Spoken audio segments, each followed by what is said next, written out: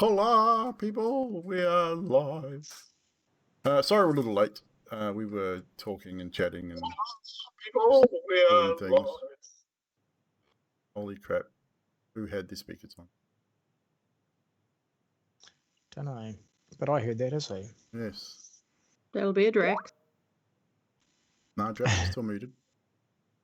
And a trash. Alright, Trash is muted, he's got headphones on. I don't know who it was, never mind.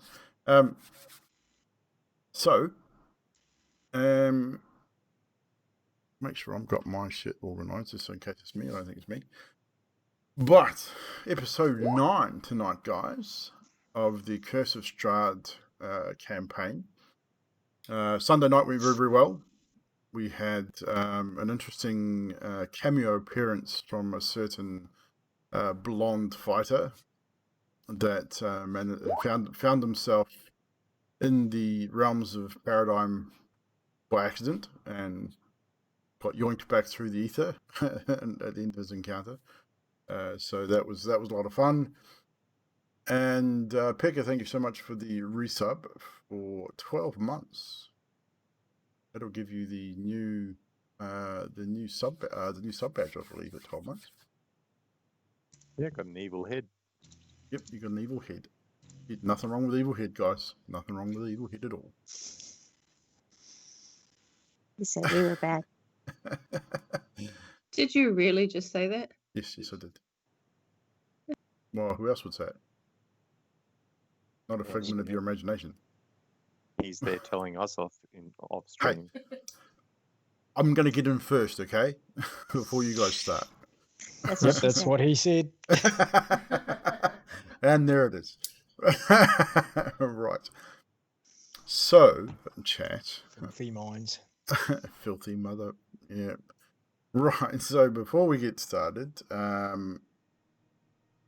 didn't stream on Tuesday night. I wasn't really feeling very well. I'm still not feeling very well. So, hopefully tonight will go without too many hassles. But we should be all good, hopefully. Last we left off is into our recap. You're all going to die down here. Apparently, Whoops. we're all going to die down here. That would have been a Baz. There's a strange girl here somewhere telling us we're all going to die. I mean, if you find her, let me know. That's my bad. I had my microphone unmuted. It's all good. Making it to the town of Valaki, you managed to gain entrance by way of Vasily, the Barovian noble who managed to defeat wolves, as it were, or a wolf, and got you entry to the village. Once there, you sit, you drink, you talk. He informs you of Lady Vakta and her disdain for the Baron and his incessant festival. Emilia obtains beds for the evening, and with the exception of Emilia, Irina, and Ismark, you'll sit down to drink wine, and I believe it was Adok who suggested a drinking competition take place, which Vasily was more than happy to entertain, and joined by Zadriel, Karnos, and Mirabel, the competition ensued. A pot of 200 gold was put on the table, which Phil was to hold on to. During the course of this competition, Mirabel started earlier with downing an entire bottle of wine without too many hassles. Unfortunately, Karnos and Mirabel both dropped out of the competition through one passing out, the other eventually passing out through it was on their third bottles, I believe.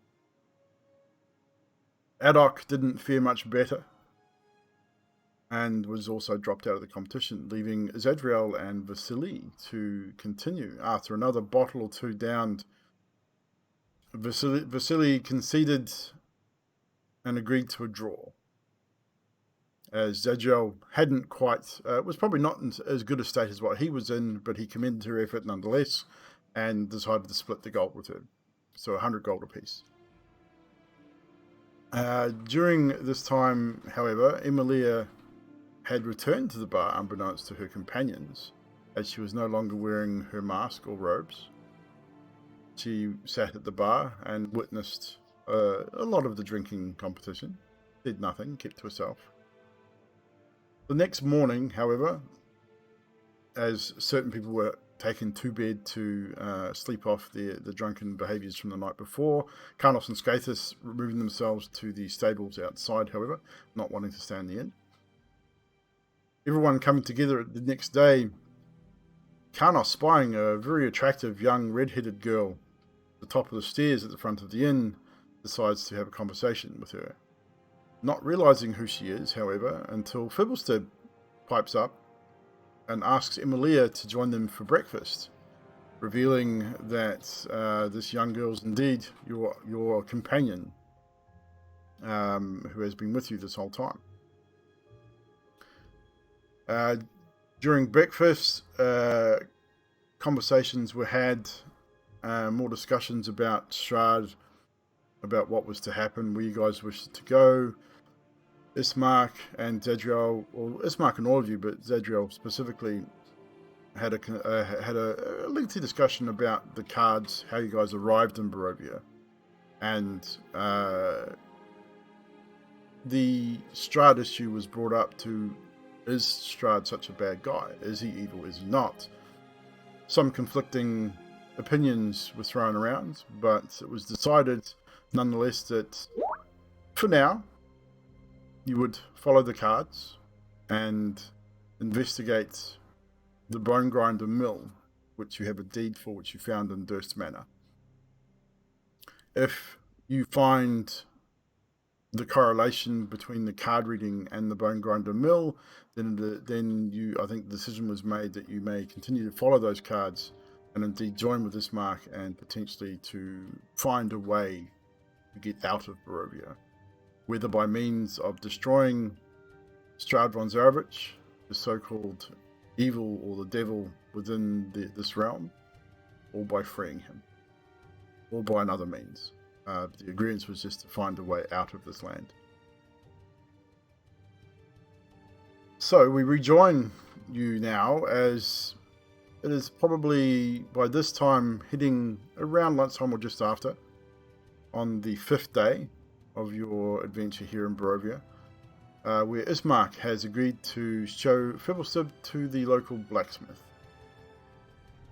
where he might, and Adok I think wanted to find a blacksmith as well, to possibly procure some bits and pieces to aid them in their tinkering ways. I will also want to come if it's not too late. I think everyone, the invitation I think was open to everyone. It was just that they were the two that specifically asked for the blacksmith. So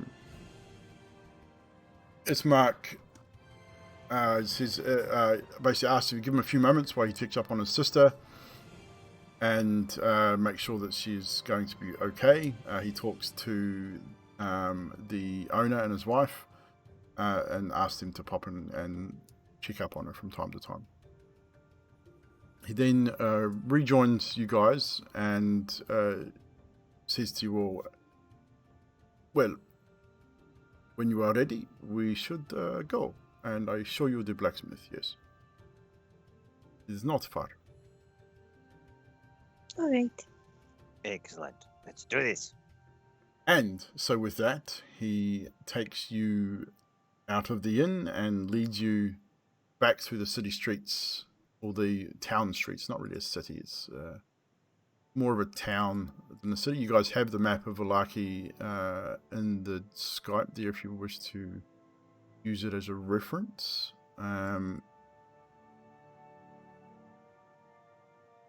But he leads you back through town. Find my map. Had this open already. My bad. But he leads you back through town. Blue Water Inn is in basically the centre of town. Not right in the town centre, but off to the north from the town square. But the blacksmith was to the south of the Blue Water Inn. So he leads you through a few narrow streets, and eventually you come to a large building, more like an open building than a large building itself. We're not doing the hands up thing anymore, Drax. Okay. Just jump in whenever you can, dude. If you got something to say. Emily is going to follow from distance. She doesn't want to go to the blacksmith, but she wants to go to other places. Anything in particular that he wishes to visit? General goods and butcher. Okay. Just speak to Ismark at some point, and he will definitely point you in the right direction. So with that, you do find the blacksmith, this large open air building. It's more like a rustic lean-to with looks like a small hovel to one side, which we would assume might be a sleeping quarters, but it's all open air. The forge is set into the center of this area. There is a pen to the left, which looks like it would hold livestock. So you assume this blacksmith probably is a farrier as well, and probably shoes horses and deals with that type of thing as well. As you approach, there is a small wooden sign above the front of this particular establishment, and you can see it's got poker work in it, like it's words been burnt into the slab of wood, and it's Lucresh and Sons is the name above this. And Ismark says, if you don't mind, I will wait outside, but you might find what you need here.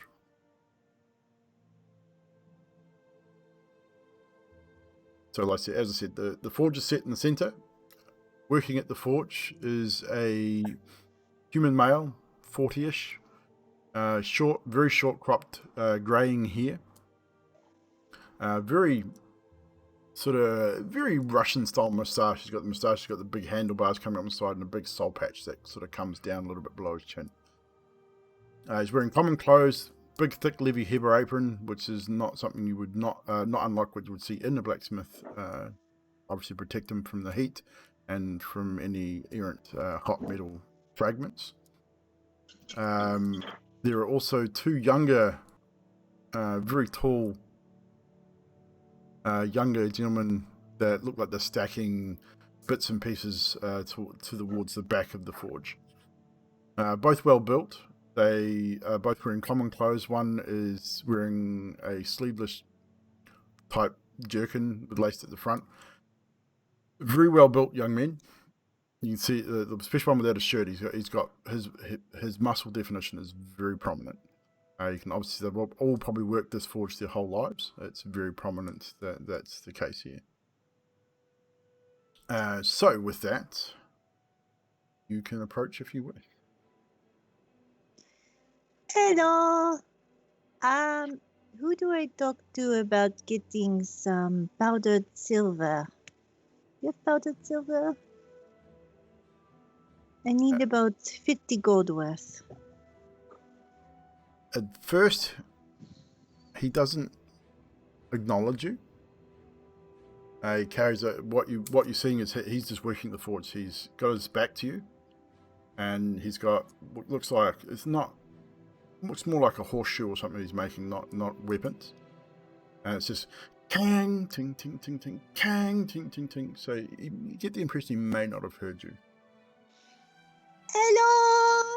Hello. Bonjour. He sort of kang, ting, ting, ting, and then glances over and hits it one more time, kang, ting, puts it back into the fire, puts his hammer down, wipes his hands on his apron, turns. And you can see he's got a bit of a pot belly too. Even though he's been working at Forge, he's got big, strong arms. But his age is starting to show. He's got a bit of a pot belly. The moustache, big handlebar moustache, and the big soul patch down the center. Yes, can I help you? Oh, I was wondering, I need 50 gold worth of powdered silver. Do I come here to get it? Excuse me. Silver, you say? Yes. No silver here. I deal in metals and metal only. It's we a know- metal, but Yeah, it's just- no silver. Sorry. do you know where I I mean, could if you get could some? bring silver, I could melt it down and Mm. probably make. You say silver powder? Yes. Yeah, not sure. I could probably manage. But if you could get silver, I could Okay. probably make it to powder. Phoebus, did you want something? Yes, yes. Oh, yeah. Dear sir, what is your name, please, sir? Grigori. Grigori. Grigori Ah. Lucresh. This is my business. And my sons, they don't speak much, so ignore them. Grigori Lucresh. Lucresh, yes. Okay. Can I borrow your forge? No. Can I make something in your forge? No. What do you want to make? You pay me, I make my forge. I hammer. pull out, a bunch of junk. Yeah. And then piece of paper. And I go, This thing, this, or something like this. He looks at Maybe. it and goes, he looks at you, he looks back at the paper, he looks back at you. I know him make this. I can make What it. is this? It will be a stand for Charlotte. I point at the rifle on my back. He looks there, just a deep furrow comes over his brow and it's like he has no idea what the hell he's looking at. Okay, tell you what. Come back later and you pay me 50 gold pieces. And you just forge. People, do you have any silver in there? Some cups or some plates or something? Silverware? I pull out 8 silver pieces and go, Silver? No. Never mind. Tried. Will silver coins not work? But I need 50 gold worth, so there'd be a lot of silver, I would think, because... Yes, that it would probably would be... and then it's for my 50, it'll be... spell. Is it 10 silver per goal? Yeah. Yeah, so you'd be looking at 500 silver pieces. Hmm. But Yeah. that's a lot of silver. We do not have a lot of silver here. Sorry. Going to pull on Zadriel's armor. Oh, yes. Going to pull out my short sword and go, I don't really know if this is going to help, but this is silvered. Don't you need that? You probably need that. No, see, no. I mean, the further away from battle is better for me, so. Do you have weapons to fight with besides this? Have you not seen my... And a cannon. Yeah, he's got boom boom. Yeah, I mean, like the blowgun with it glows. It did the fight, the powder. I thank you. I will give you something nice too. And then Excuse me. I'm very busy. You finished or what? take this and Phoebus, give me the money. Take this and make some powder, and I will be back. Huh? I think I can do. Come back tomorrow. Oh, wonderful. Thank you.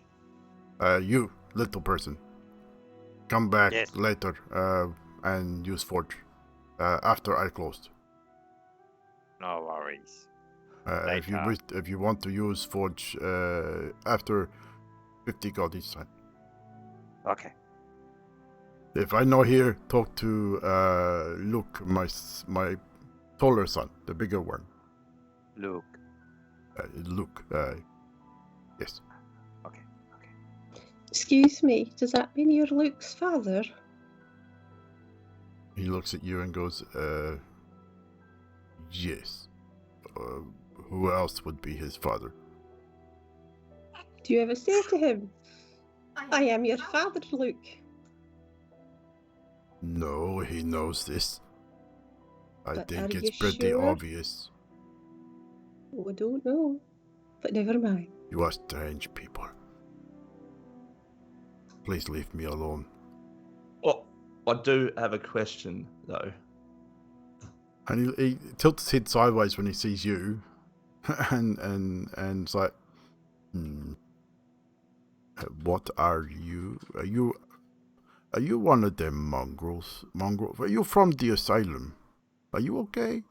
You're No, not look, going. You're not going to bite me, are you? Well, that depends. No, I won't. Okay. What do you want? Well, I've got this. I'm just going to pull out some out of my component pouch, some black powder. Have you ever seen this before? You put a bit of. Here, I'll show you. I'm going to pull out some, toss it into the air, and cast firebolt into the black powder. And yeah. How much black powder? Just like a pinch, not too much. Okay. I won't get you to roll for it then. Yeah. So it's a small amount of black powder, and you firebolt into it, and it flashes as with, I assume, enough to just make a flash, not a sizable bang or anything like that. He goes, oh, well, that is that. No, we don't have any of that here. What do you need to make it? Oh, all right. Well, have you ever heard of saltpeter or like sulfur? Saltpeter, sulfur, charcoal. We have lots of charcoal. It comes in the fire. And he just points over to the forge, which is just full of charcoal. Saltpeter, sulfur I've not heard of, but hang on one moment. And he goes, and you see him have a chat with his sons. And his son nods and goes out to around the back of the place, disappears for a few moments, comes back with a small pouch and just hands it over to his father. And he says, apparently my son has been traveling a little bit around bruvia and found this.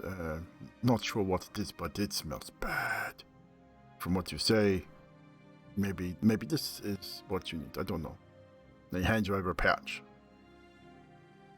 Yeah, can I sniff it to make sure if it smells similar to? Yes, you smell it, and it has a very pungent odor. Adok has dealt with sulfur before. I'm assuming he's made his own black powder. So yeah, you inhale deeply, which is probably a mistake, and get a nostril full of that very pungent sulfuric smell. What? Yeah, that is a bit of sulfur right there. It's a sizable chunk. Sulfur. It's sulfur. It's not all sulfur. You see that it's almost looks like volcanic rock. There's bits of rock in that, but there's big chunks of sulfurite added and sort of encrusted around the outside. Obviously, there's possibly in this area somewhere there has been some volcanic activity, and this has come from someone's either brought it in or it's turned up, but they found it or traded with it. Sorry, excuse me. Yes. Would I be able to have a little bit of coal as well, please? Why? Just for one of the spells that I've got. 1 gold for a chunk of coal, please. I smile sweetly and say, 50 silver? Or 2 chunks of gold? What do you think this is? Charity? I'm a businessman. I need to make money. Roll persuasion.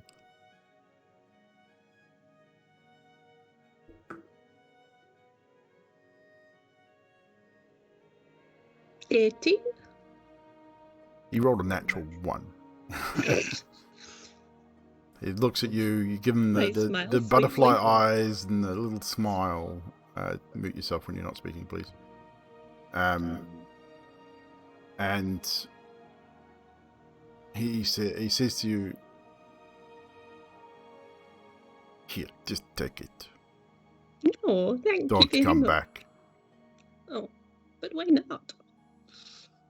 I quite like you. You're quite friendly. He ignores you and goes back to talking to Adok. You get the impression he's not very good with people. He then says to you, saltpeter, I'm not sure I can help you with. Sorry. Do you know how it's made? Maybe we can help. Well, normally you need either rotting vegetable matter or, feces, defecation sort of thing. And then you filter it over a long process, and then usually you take it turns into like a powdered mess after a while. What if you go to storage? They keep animals down there. You might find something there. Do you have a place that cures meat? The butcher, yes. Go talk to butcher. Sometimes they use saltpeter. You, my friend, are a lot smarter than I give you credit for.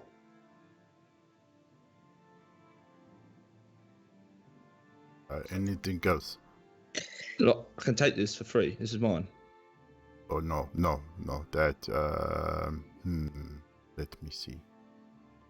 50 gold pieces. I'll tell you what. Do you know what this is? No. Do you have any use for it whatsoever? No. Has anyone ever asked you for this? No. How do you know it's got any use?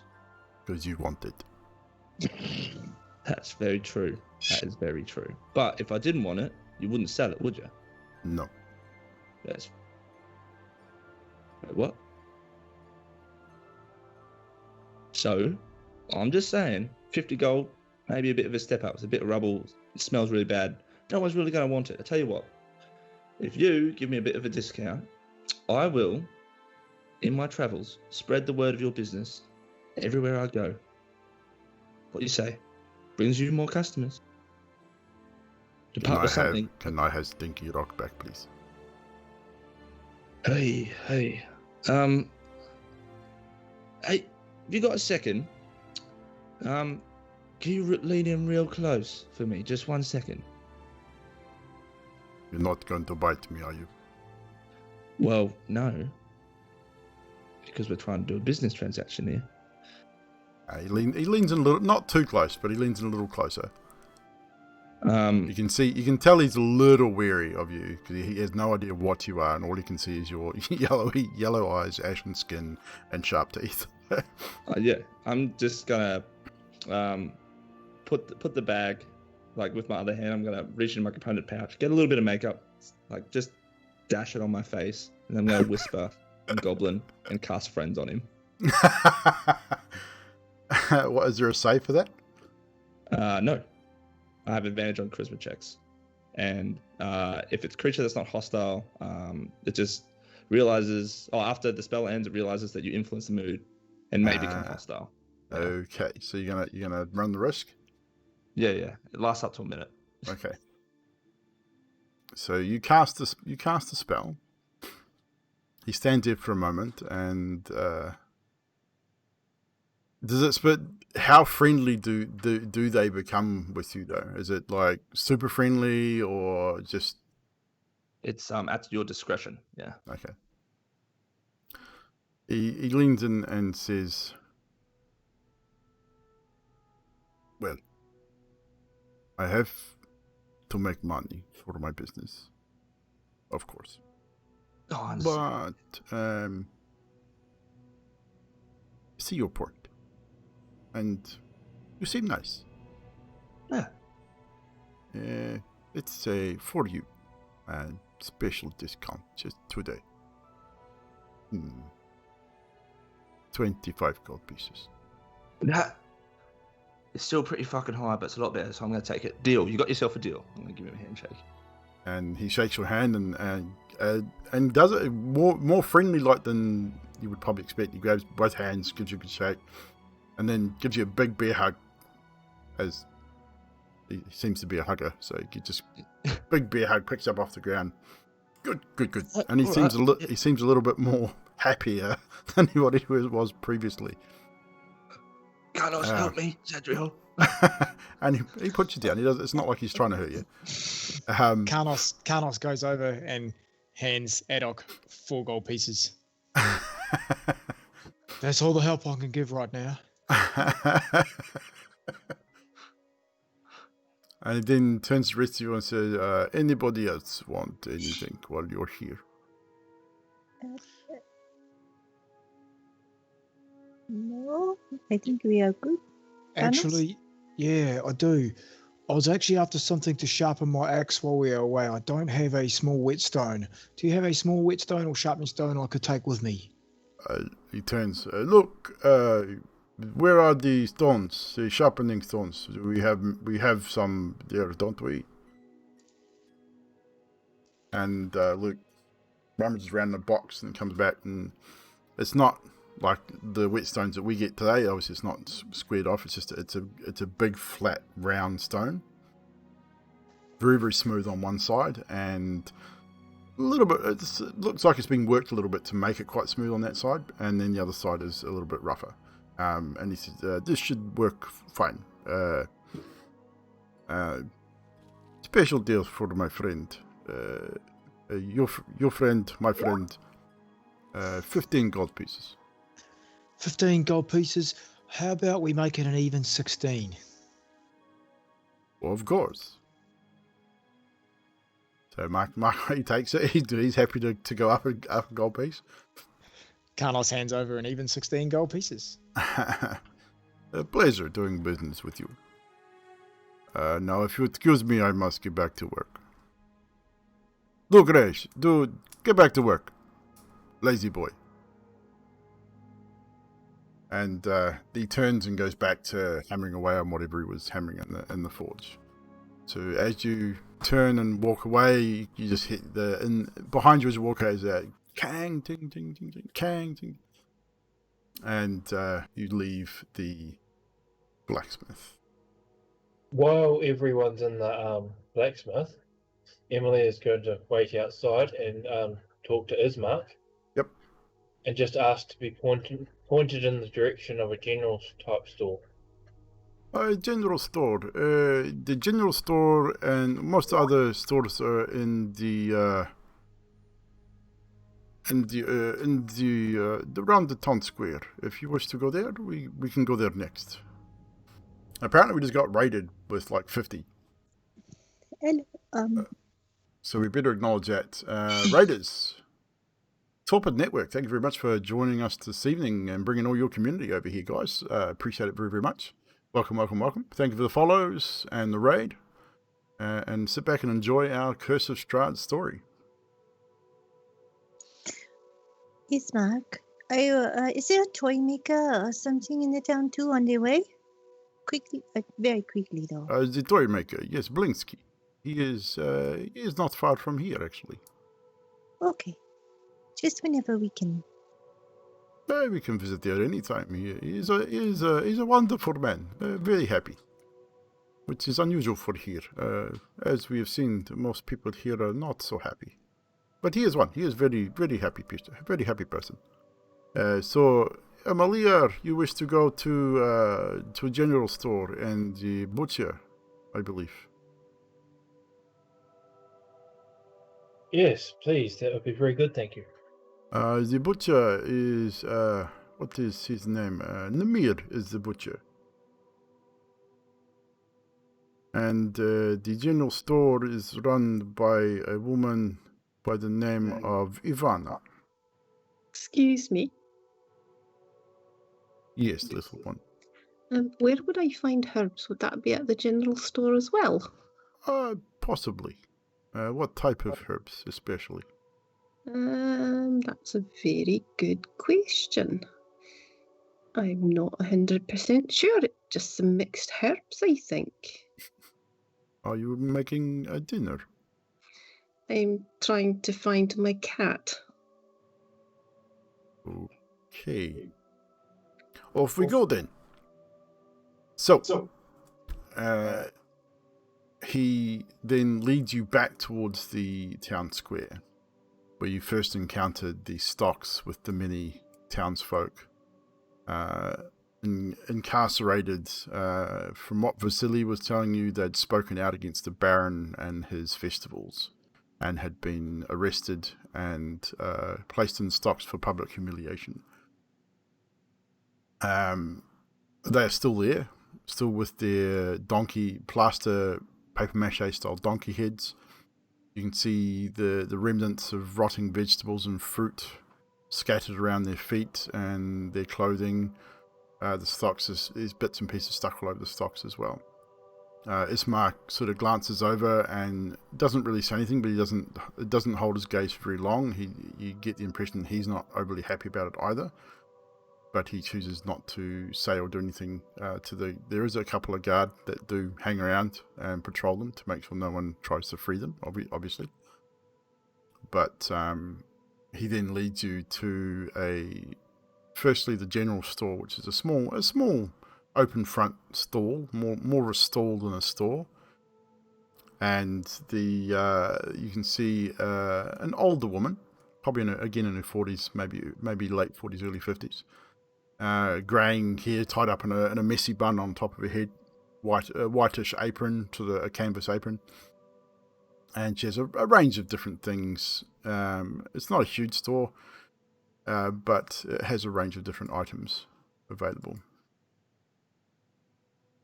Here it is, a general store. It's not a store as much as a stall, but it may have what you are asking for, Amelia, if you would like to go visit Ivana. I have dealt with her a couple of times. She's a nice lady. Emily is going to walk in, approach the lady whose name I've already forgotten. Carnos follows. No worries. Anyone else? It's not a big store. It's like you're walking up to the front of a stall. You can see that there's like a stall front. So she's got a whole bunch of, looks like fruits and vegetables and other bits and pieces laid out in front. It's got a piece of fabric around the bottom. It's got a couple of sticks holding up an awning, and then there's a bit of an establishment behind her. So she's got other things behind her as well. So it's almost like an open front store. So you're not walking into a store per se. Emily will approach her and say, "Good morning, ma'am." Oh, good morning. What can I do you for today? Just going to make a little bit of a small curtsy and say, I'm looking for just a couple of small things. Would you happen to have a roll of parchment? Oh, yes, love. We have all sorts of parchment here. Not huge amounts, but how much would you like? I just want some blank parchment for writing letters. I write a lot. Of course. How many would you like? We've got several sheets. We can do it in a roll or in small sheets. How much is a roll?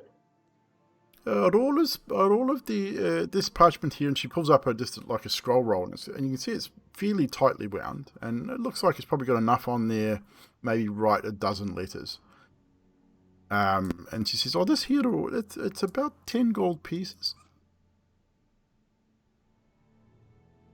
Okay. Would I be able to have something a bit smaller than that? I don't have a lot. Of course, we can do you half a dozen sheets for let's say 4 gold. You seem nice. Excellent. I will take that. So mark off the gold and just add into your notes that you've got 6 sheets of parchment, about A4 size, so it's about the size of a letter. Yeah, I'll get to that. Would you have a water skin that you wish to sell? Yes, we have all sorts of adventuring gear. The hunters around here often lose their water skins. A gold piece for a fine wolf skin water skin. Can I have one, please? Of course. And she hands over a very nicely tanned water skin. It's a little bit thicker than the average water skin, made out of wolf hide instead of the likes of deer or pig or anything like that. So it's reasonably well made. And the last thing I would like is just a small bag, like some sort of pocket size that I could store something small in. Would you have something like that? Let me have a look. Just one moment. And she starts rummaging around with her back to you in a small cabinet, and she pulls out a small, almost as like a small duffel bag, shoulder bag, but it's about half the size. Remember the old army bags, the canvas army bags you used to be able to get? It's about half the size of one of those. So it probably only carry maybe 3 or 4 pounds worth of equipment. It's not huge. It's a little bit bigger than what you're after, but it'll definitely serve the purpose.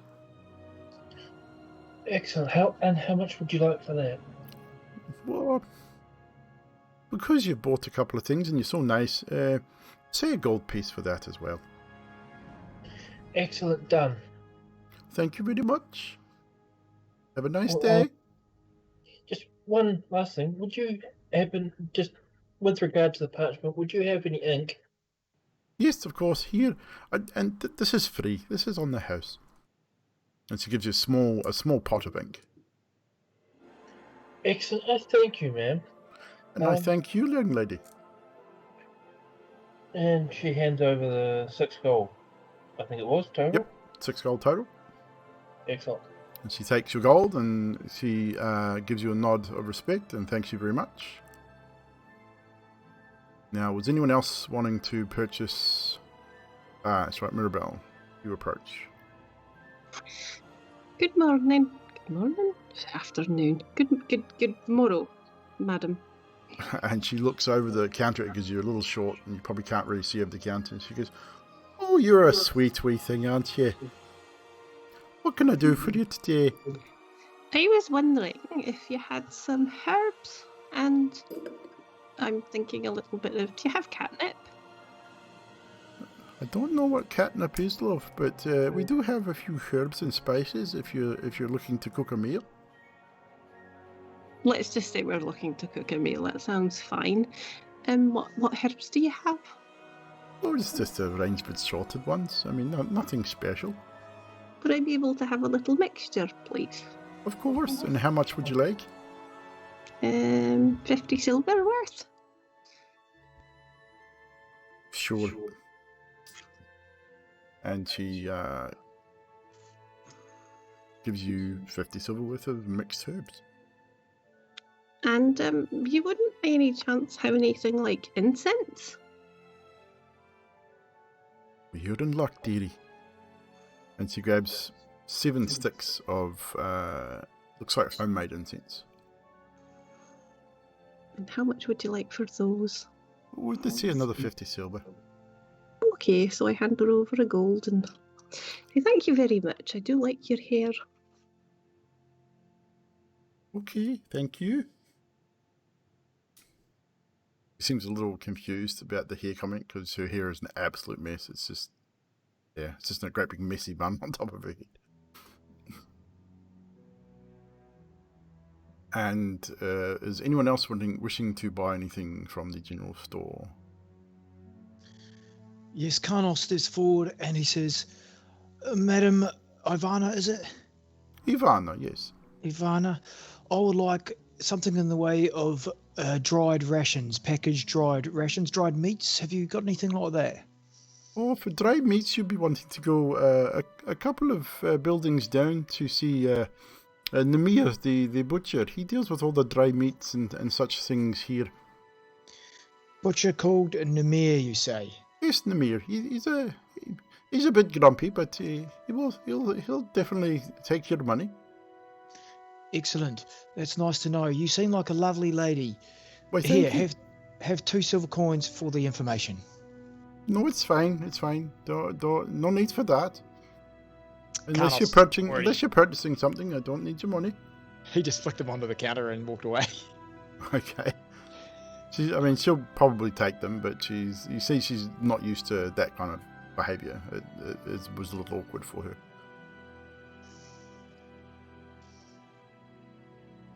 So, off to the butcher then. Does anyone else need to go to the butcher? I've got to get some... Well, I mean, are you guys lacking in, like, water or food? Emilia would like to go to the butcher, thank you. That is great, Emilia. Skathis, you haven't said much lately. Are you hungry? I shake my head. Do you have enough food in your backpack for a few days? Say if we get stuck somewhere. I'd nod. Excellent. Zadriel, how about you? What is your food supplies like? I am very good, thank you, though. Excellent. Adok, may I get you some food? Do you need rations of any description? No, I'm good. Look, I have to say, Karnos, you're being really polite as of late. Is this So- not a good thing? Well, Ismark pipes in. you know, I mean, I'm used to one way of humans sort of being. It's just this is a strange way. I mean, I like it. It's just concerning a little bit. I get it. I'm not trying to be nice. You are part of the group. When I got this group together before we hit Barovia, when we met up in a bar, I said I would pay them, and I have been, and I also feel like I should make sure the food supplies and water supplies are up to scratch. If there's things you're needing, like in Mirabelle's case, she's just purchased some cooking substances, I could possibly help you with these things. So just let me know if there's anything you require. Just go in there for saltpeter and maybe a bit of water as well. Saltpeter and water, right. So at the butcher, but with the general store, we probably could have got some more water, right? Is there a well around us, Mark? There is a well. If you just turn around and look behind you, over there by the big statue and fountain, there is a well right there. Excellent. And as he says that, Carnos, I was about to say hit. Carnos walks over. Carnos walks over, and the water skin that was somewhat poisoned, I guess you'd call it. I don't know. They had the bad water in it. Carlos sort of dumps that on the ground, uses a bit of the well water to rinse it, and then tops it up with the well water. Is there anyone to pay, or is the well water free? No, it's all free. There was also a well outside the inn as well. Oh yeah, sweet. He would have done it at some stage anyway. Yeah. And make sure he fills both his water skins, and then he heads back to catch up with the group for the butcher. So you take the short trek, two or three buildings down, and you find the butcher's establishment is closed in. As you walk in the front door, you get that very strong coppery smell of blood and meat. The smell of that hangs thick in the air. And it's not like your typical bookstore. It doesn't have a glass cabinet or anything with just different cuts of meat. You've got a counter, just a standard wooden counter, and behind it, it's almost like an open abattoir. Behind it, you've got different hanging carcasses. Looks like there's a pig or two, maybe some form of bovine carcass, several wolf carcasses, and maybe a deer there as well. But several carcasses are hanging, and it looks like any meats that fresh meats are butchered right there on the spot as people ask for them. But there is a single human here. Looks like he's standing there sharpening a knife against. He's got a big flat round stone, and he's sharpening a big curved. Looks like might be like a skinning knife or a boning knife. It's a big curved blade, and a big portly guy, balding, probably in his mid-50s. And he sort of grunts as you guys enter the store. Yes, what do you want? Quickly now, I'm busy. Quickly, what do you want? What do you want? Emily will wait till last. Just sort of shuffle you guys in. All right, who needs rations? I want to get some dry meats for rations, good sir. Dry meat for And I need rations? some saltpeter. You want what now, little person? Saltpeter. Yes, of course we use that for drying skin, for tanning the hide. How much you want? Oh, maybe a bag. Bags come in lots of sizes, my friend. What size bag? A bag big enough to fit my hand. Okay. 5 gold pieces for saltpeter. And you say you want dried meat for ration, yes? Yes. How much ration? How many days? Be good for 2 or 3 days. Would be lovely. Maybe 5 if you have enough. 5 days, no problem. Be right back. And he disappears through an old blood-stained canvas curtain that leads to another portion of the store. Comes back with a small, looks like a little small burlap type sacking tied off on the top with a bit of string. Plonks it down on the counter in front towards where you are, Adok, and 5 parcels of dried meats tied in like brown paper and tied up with bits of string as well. and pops him down and says, right, 1, 2, 3, 4, 5, saltpeter, 10 gold pieces for the lot. All right. Anyone else want anything? Because I'll be purchasing. I mean, obviously within reason. I have a bit of money, so I'll be purchasing. If you want something else here.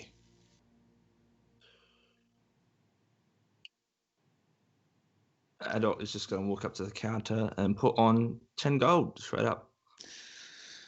I don't know if you understand what's happening here, Adok, but I'm paying for this. So you take your money The back. mayor just and reaches down and save it. grabs the 10 gold and slides it over the counter in his pockets in the pocket in his apron. Thank you very much. Right, Okay. sir. All right. Thank you, Adok. Thank you, sir. Anything else you want? Fibble, what was that, mate? You get the next one. Well, I shall. I have something in mind. Nonetheless, thank you, kind sir. And he leaves. All right. Anything else you want?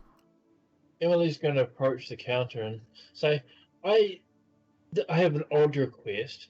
I am afraid that at some point we will be attacked by wolves, and I have a way of baiting them as of such. I was just wanting to know that if you had fresh blood that I could use. You want fresh wolf blood? I would like fresh animal blood, like beef or pork blood. No cow blood, no pig. We got some pig blood though, if that would work. We just killed fresh pig today. How much you want? Just to fill my water skins. Do you give him the water skins to fill, or do you want him to give you the blood to fill the water skins?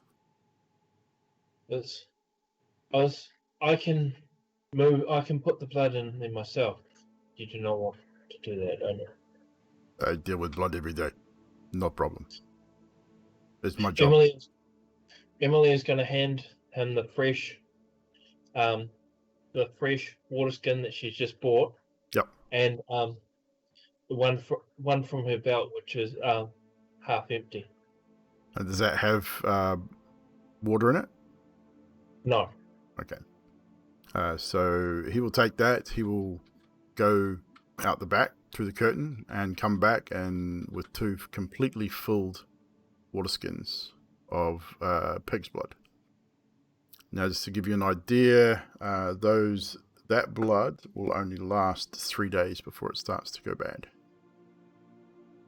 That's fine. So you now have 2 water skins filled with pig's blood.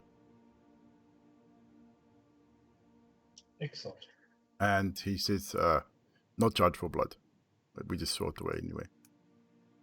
If you want more to come back. She curtsies and takes them and thanks him. Thank you, sir. He gives you a weird look, but he just... Okay. Goodbye. And with that, you will leave the Namir's Butcher, head back out into the street, back out into the town square. Again, all the posters that you'd seen the previous day had all been torn down and new ones have been put up, talking about the Festival of the Blazing Sun. And the atmosphere is weird. Some people are kind of happy, but you can tell that even those that are reasonably happy looking, most of them look like they're putting it on. You can tell that most people here are just not happy at all. How many people are around, DM? There's a few people milling around. It's not like it's like bustling with people. Valaki is probably a central hub for Barovia by the looks of it. There is a number of people walking around the town square. You can hear, you see the odd horse go through, horse and cart through the town square as well. There's a lot of houses in that, but there are a lot that have been abandoned too. You've noticed as you come through, a lot of buildings have been boarded up. Are there many like upper class looking ladies around? Roll perception. I would tug on his shirt. Classy looking.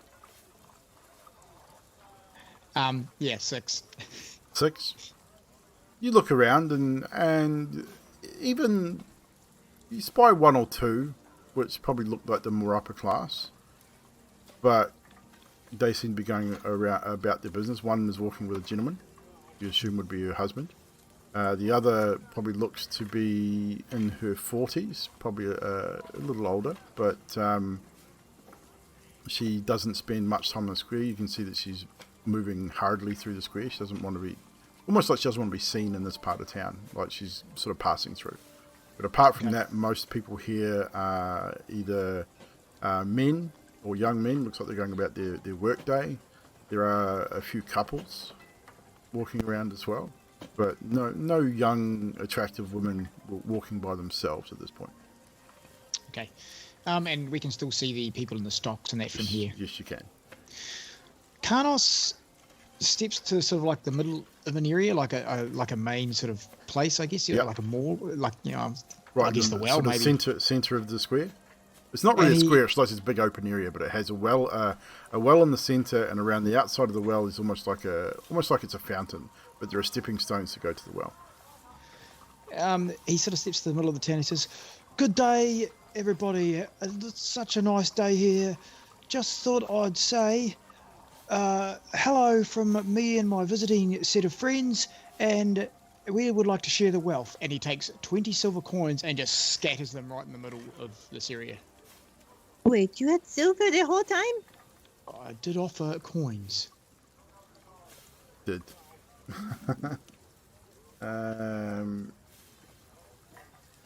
With that, I have a plan here. So. two of the town guard, not a single person budges in the town square. Two of the town guard, two of which were standing by the stocks, leaves 2 on the other side. There was 4 total, but 2 of the town guard approach you, and one of them says, "No littering. Please pick up your money." Yes, kind sir, I shall pick up my money. Pick it up, please. And Carlos starts picking up the money, and as he does, he counts it out. The guard, both of them standing there, they're both carrying shields and long halberds. So pikes and halberds seem to be the weapon of the Valakian guard. Yep. They're wearing half plate armor. Some are wearing chainmail as well. But they're definitely well armored. How many guards were around the stocks and the things like that? 4 total. So this is what Carlos is doing at this point. As he's picking up his money, he's looking at the guards, how many came down and how many stayed back. So 2 came over to speak to him, and 2 stayed at the stock. At this point, you don't see any other guard in this vicinity. You have seen a couple of 4-man patrols. It seems that they work in 4s a lot of the time. From what you've seen, the 4-man patrols at night, they seem these 3 4-man patrols roaming the town at night, and generally 3 or 4 roaming the town during the day. And not one passerby picked up any coins. Not a single one even batted an eyelid as the coins were hit the deck. As Carlos finishes picking them up, he goes over to Zadriel and hands them to her and says, "Here you go, my lady. If coins help, have some coins." What were you trying to do with that? I shall let you know a little later, because obviously the guard's still there. The guard is still there. He turns and follows you and says, "Be very careful what you do and say here. Strict laws." "Oh, I'm sorry, sir. I am not from around here. I was just trying to give these people a little bit of a happy day, but that is fine. I apologise." People are happy enough. They do not need your money. Mr. Guardsman, how long do those children have to stay in this Until the store? Baron says otherwise. Oh.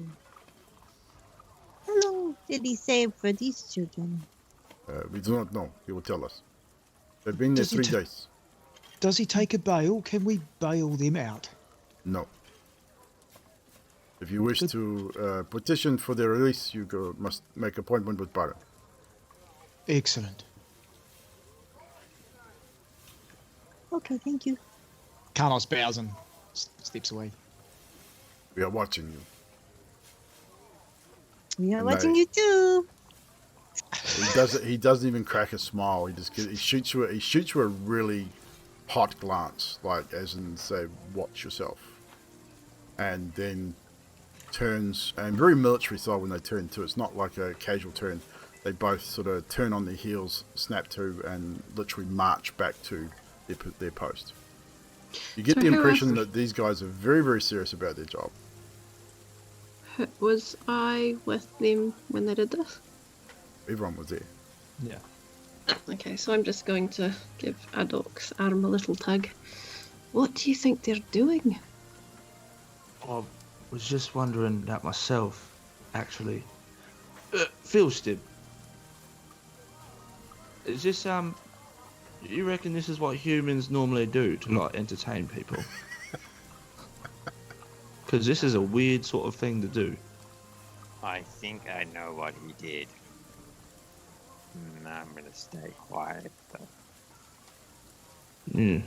I Right. look at Fibblestib and I'm like, what do you think they did? Why?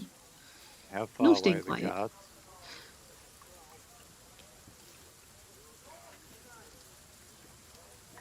Yeah. What was that? Sorry. How far away are the guards? By the time they walk back to... Can you mute yourself when you're not speaking, please?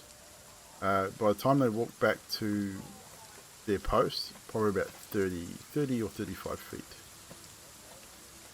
The town square itself is probably 60 foot across on one side and it's shorter on the other. So it's not like a square. It's more like a weird sort of polygon shape, but they call it the town square. And it has just started to rain. Right, I'm gonna go. I think our one-legged friend was trying to test the guards.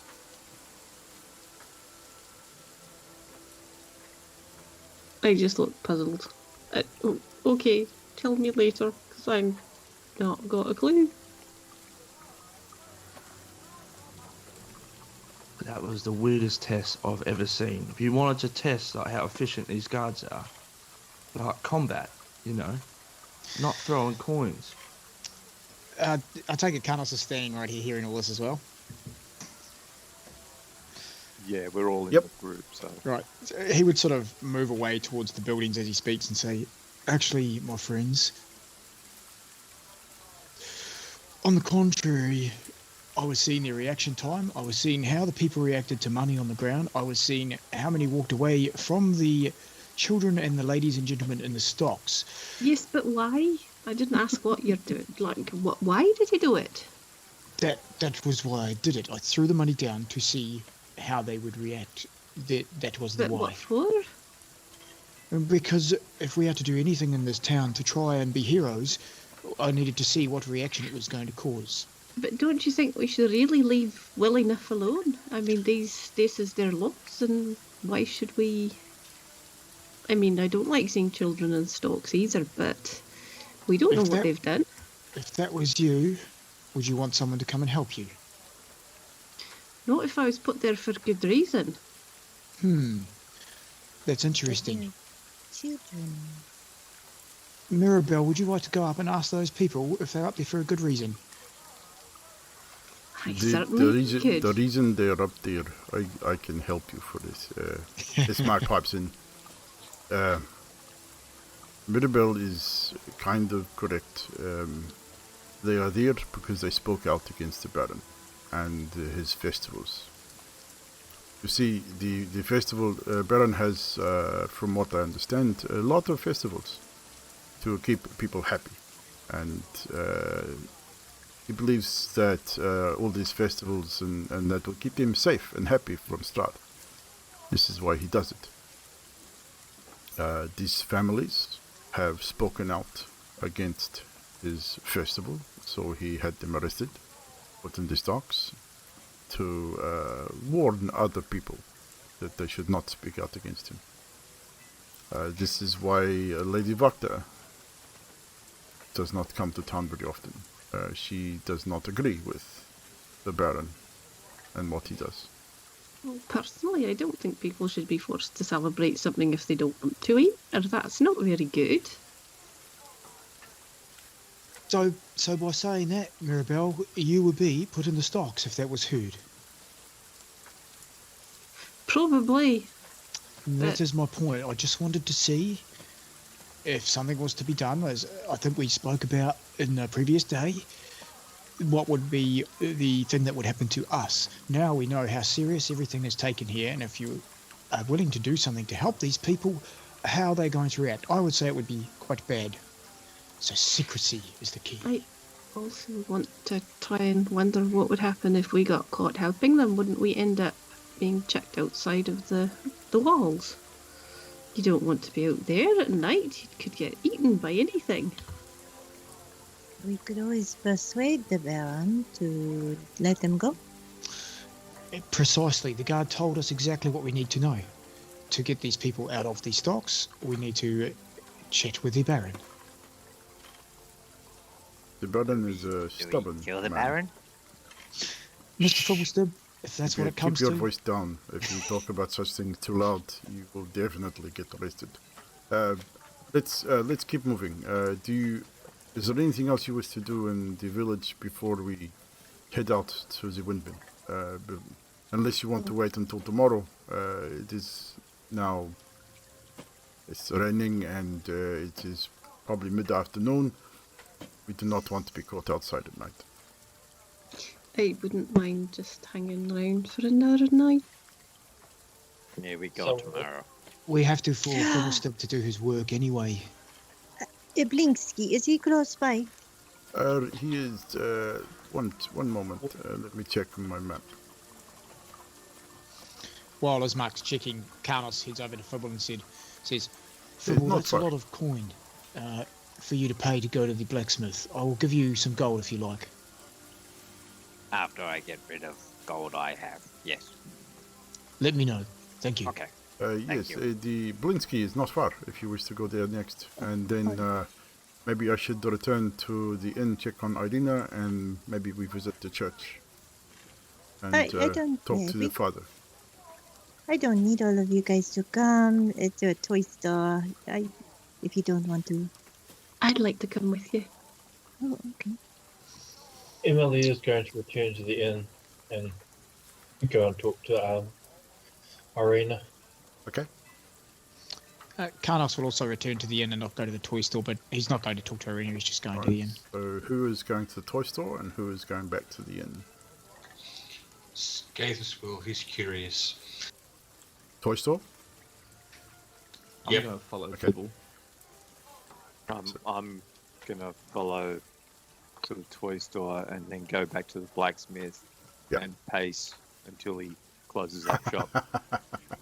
No problem, no problem. So, with that, Karnos and Emilia return to the Blue Water Inn, where Emilia will have a conversation with Irina at some point. We'll come back to you in a moment. For the time being, we will follow Ismark and the others as they head towards Blinsky's toy store. Doesn't take long to get there. As you approach the front of this little shop, it's not huge. You move into the entrance. This cramped shop is dark entrance portico, above which hangs a wooden sign, shaped like a rocking horse, with a bee engraved on the sides. Flanking the entrance are two arched lead frame windows. Through the dirty glass you see a jumbled displays of toys, hanging placards bearing the slogan, "No fun is no Blinsky." He is open. There is a light. You can see candlelight flickering, and maybe it looks like a workshop area towards the back of the store. Do you enter? Yes. I do. So you enter into Blinsky's store, and you can hear the sounds of sounds like someone maybe hammering small nails into small pieces of timber. It's a sound of construction, but on a much lesser scale. It's not like you hear in a construction site with heavy hammer falls onto large nails. It's the sound of a smaller construction going on. Hello, Mr. Blinsky, sir. Are you in here? Good morning. One moment, please. I'll be right with you. Oh, okay. And after a few moments, a very heavy-set man comes through the small doorway, and he literally almost blocks out the entire light as he comes through. So he's a big boy.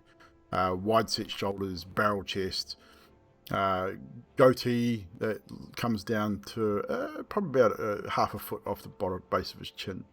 He's wearing a moth-eaten jester's cap that is purple and green, and a purple and green jester's top almost. You're really, really big. Yeah, And you're really small. Hey, good day for. It's not a great day, but it's a good day. Every day is a good day. What can I do you for in my humble establishment? You want toys? You want balls? You want mechanical objects? We make everything here. It's so nice to see someone so happy. I am always happy. This is if you make toys and the toys make people happy, then I am happy. I agree. And where is Favorite and Adok and them? Are they looking around? Has everyone come into the store? Okay. I would like, the stuffed animals for children at night to cuddle with. Of course. We have plenty. He points up to a shelf at the top. You see a range of different sizes of these pigs and monkeys and little teddy bears. And at that moment you hear and from up behind Blinsky and up on his shoulder, a small monkey wearing a pink tutu comes and grabs onto one of the bells on his hat and just sits there and sort of looks at you guys. Can I hold it? No. He does not like to be touched. But his name is Piccolo, and he is my friend, and my friend Octavio gave him to me. But he is a helper. He helped me around the shop. And so stuffed toys stuffed animals you are looking for, yes? Yes, I want something that looks not scary at all, like maybe something that looks like a bear, maybe? Teddy bear? A teddy bear? Yeah, of course. Well, one moment. And he wanders.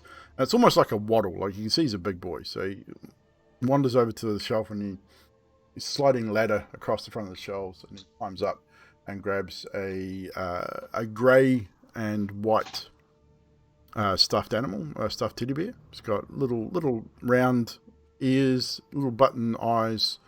Looks like it's got a stitched nose, like a cross-stitch style nose with a black thread.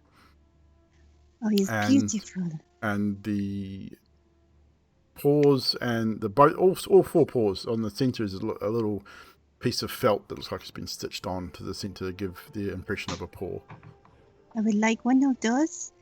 Of course.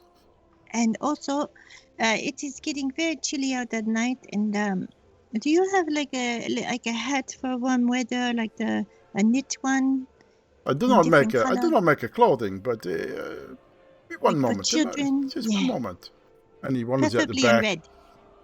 And he comes back, hearing your request for red, comes back with a little red woolen hat. Child size, probably would fit Mirabelle quite nicely. It's about her size, because and he says, I did not make the clothing for people, but this is for one of my dolls. Will this do? Mirabelle, can I see if this fits you really quick for someone? Sure. Oh, let's stick it on her head, and does it look like it's pretty good fit? Oh, forgive me, I did not introduce myself. How rude of me. My name is Gadolf Blinsky, and this is my little friend Piccolo. I forgot to recite my store's mantra, if you would allow me, please. Welcome, friends, to the house of Blinsky, where happiness and smiles can be brought at bargain prices. Perhaps, little children need a toy for a little girl or boy. Oh, and he bows. That's wonderful. Very good. I would take this and the bear, please. Of course. I give you the hat for nothing, because I can make a new one. The bear, for you, because you're so happy, and I'm happy, and Piccolo is happy, and the little person is happy. It's a 1 gold piece for the bear. Oh, that is wonderful. And I Of give course. him gold. All right. Well, thank you very much. And I will be going now. Mirabelle, do you want anything? She is fine. Yeah. So, who else was in the store, and were you just walking around looking at stuff while you were there? Fibblesturb and Adok, I believe, were there as well. Just roll a quick perception check as you were just nosing around the different toys that are in Blinsky's store. 4? 14. 14. And Skathis was there as well, I believe, yeah. Yeah, 22. 22. Fibblesturb, you're just sort of almost enthralled by Blinsky and how happy he is, and how big in life. He's just this big character in such a dark place. You probably kind of enthralled by that. Fibblesturb and Skathis, you notice a few less joyous toys on the shelves as you're browsing around the store. There seem at one point you find a headless doll that comes with a little sack, and as you Fibblesturb, you sort of intrigued, you open one of the sacks, and it is just filled with attachable heads, and it's kind of creepy. In that sack with the heads is one with its eyes and mouth stitched shut. It's a very weird looking doll. You find a miniature gallows complete with trapdoor and a weighted hanged man. A set of wooden nesting dolls as well. It didn't seem out of the ordinary. So you quite, again, the tinkerer and you get a little investigation. So, oh, that's interesting. The big one goes to a smaller one, and a smaller one. You get to the last one, and it's a mummified corpse. Skathis, I'm assuming by this time you two have probably nudged each other or looked at each other and sort of raising eyebrows. Skathis, you find a wood and string mobile of hanging bats with flapping wings. Wind-up musical merry-go-round as well, with figures of snarling wolves chasing children in place of the prancing horses. The one thing that probably sticks out is a doll that looks remarkably like Irina Kulyana, the woman that you have escorted to Valaki. And there's also a ventriloquist dummy, which looks uncannily like the statue that you found in the basement of Durst Manor.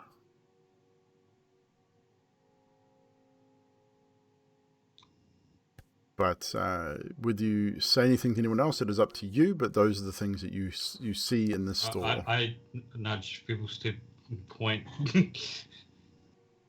confusingly. At which style? All of it. This is some fucked up shit.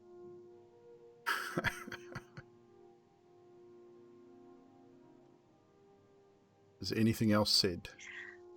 Right, let's get the fuck out of here. Zadrel is finished. Mirabelle didn't want anything, and the rest of you kept that to yourselves. Adok didn't really notice anything. He was probably a little bit enthralled by the monkey and this large man, and the way that he was acting. Remembering how good monkeys taste to eat. More than likely. And with that, I you don't leave. know if that's better or worse. You leave Blinsky's store, head back out into the Valaki rain, and make your way back to the Blue Water Inn. When you get there, you return back to the inn itself. You can either stay and have a meal and some drinks, or you can go straight to your rooms. But at this point, we're going to take a 5-minute break, and then we'll return with Emilia and Irina's conversation. So, chat. Welcome, Raiders, once again to... What do we got here? We've got... we've got some follows to read out. Torpid Network with a 52-party raid. Thank you so much for that. Appreciate it. Sunset Brew, Sir of Potatoes, and Goblin Town with the follows. Thank you very much, guys. Appreciate it very, very much. Glad you can hang out with us tonight. we're just going to take a 5-10 minute break before we get back into the show, so we can visit the outhouse, grab some mead, and get back into the story. So bear with us for a few moments while we do that, and we will see you shortly. When I remember when my BRB scene is. I didn't put one in.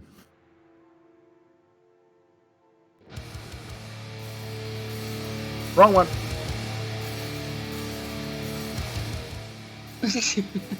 Wrong scene. It works. Oh my god. Wow, where the Wow. fuck did that come from?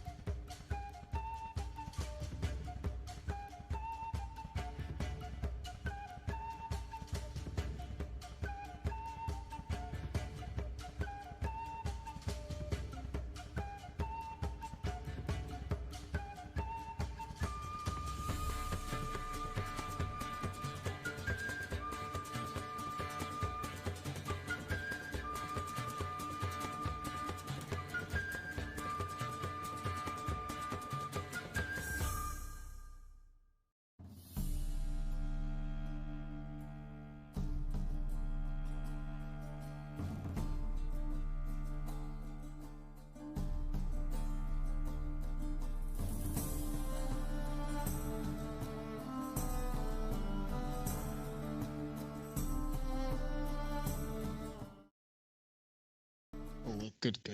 And we're back. Yeah, ladies so and that porn we germs. were just talking about. Oh, Oh, yeah. Shh. Yeah, it's only going to generate you $1 trillion. excellent. Syrup potatoes. Generate Yes, syrup potatoes. The character portraits have all been done using the portrait maker, which is available on Steam. It's a free program, I believe. If it's not free, it costs very little. But yeah, all the portraits were done via the portrait maker on Steam. It's a pretty cool little program. So so thank you very much again for the raid and the follows. Goblin Town Syrup Potato Sunset Brew for the follows, and Torpid Network for the raid of 52. Oh, excuse me. Coffee is good. We shall now return to the land of Bruvia. And the Blue Water Inn, as Emilia and Karnos return after leaving the group as they head out to Belinsky's toy shop. You get back to the inn. There's a couple of people in the inn. Looks like a couple of the hunters that have been talked about. Not the same ones that you struck the night before, but they definitely have a similar sort of look about them. Having a drink, probably after a day's hunting. You would imagine the rain's sort of set in, so they've probably returned early because of the weather. But that's about the only people around at the moment. The owner of the inn is milling around, and his wife. So Erwin and Danica are hanging around as they normally do. And Emilia, you wish to go speak with Irina again. Yes, mainly to keep her company. So, with any meaningful conversation, or just to keep her company? Mainly to keep her company. So you do that. You wander upstairs. I would imagine excusing yourself from Karnos. Up to you how you deal with that. Karnos may have something to say, so I'll let you guys deal with that particular situation.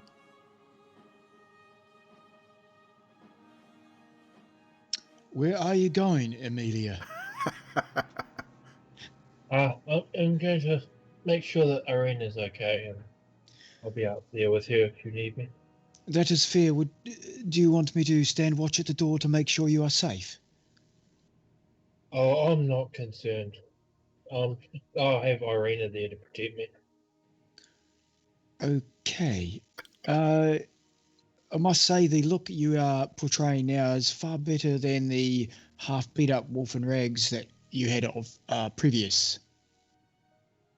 To be frank, considering my injuries, I would have said I'd look much more like a wolf in rags now than when I'm dressed. I think you are far too hard on yourself, young Emilia. It's hard to come by in a place like this, especially a creature of such as yourself. So, because I've got red hair. Well, it's possible. And Karnos stutters. And you stopped again. He's back. And my back. Yep. He's your back. You are actually quite a beautiful creature, and you should not cover that face. I thank you for your compliment. She sort of blushes. Is there something that troubles you? It's not like I'm troubled. It's just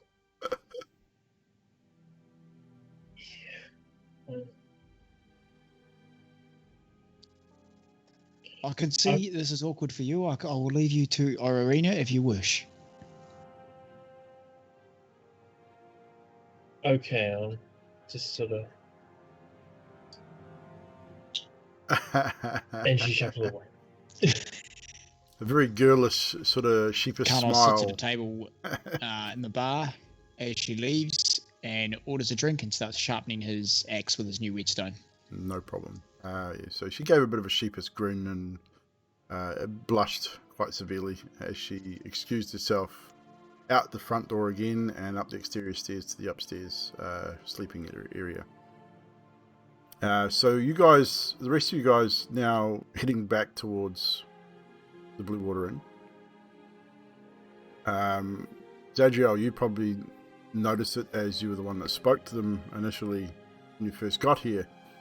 Is the 4 ravens perched on the roof of the Blue Water Inn. Pretty much the same as they were the last time you came here. You noticed them.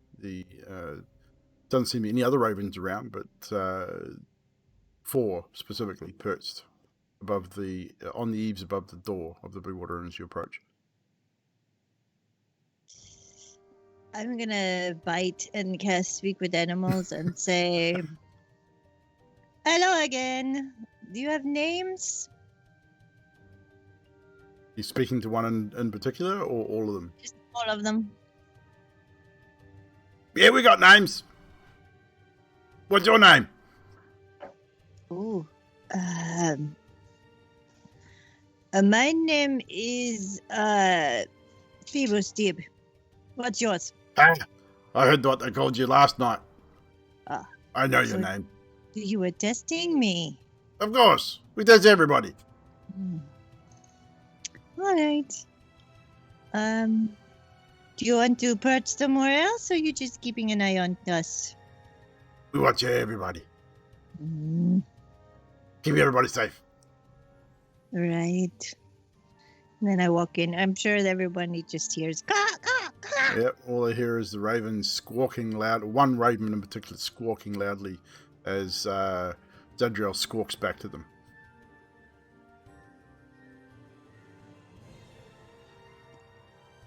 I feel like she's lost it, Fibblestib. I'm like, That's what, normal. Fiddleston? What's she doing? She likes to communicate with animals. Oh, is that what she's doing? I thought she was trying to cough up a furball. No, that sounds completely different. Oh, she coughs up furballs. Well, not fur balls, but phlegm and stuff. Wait, did you say she coughs up fur bulbs?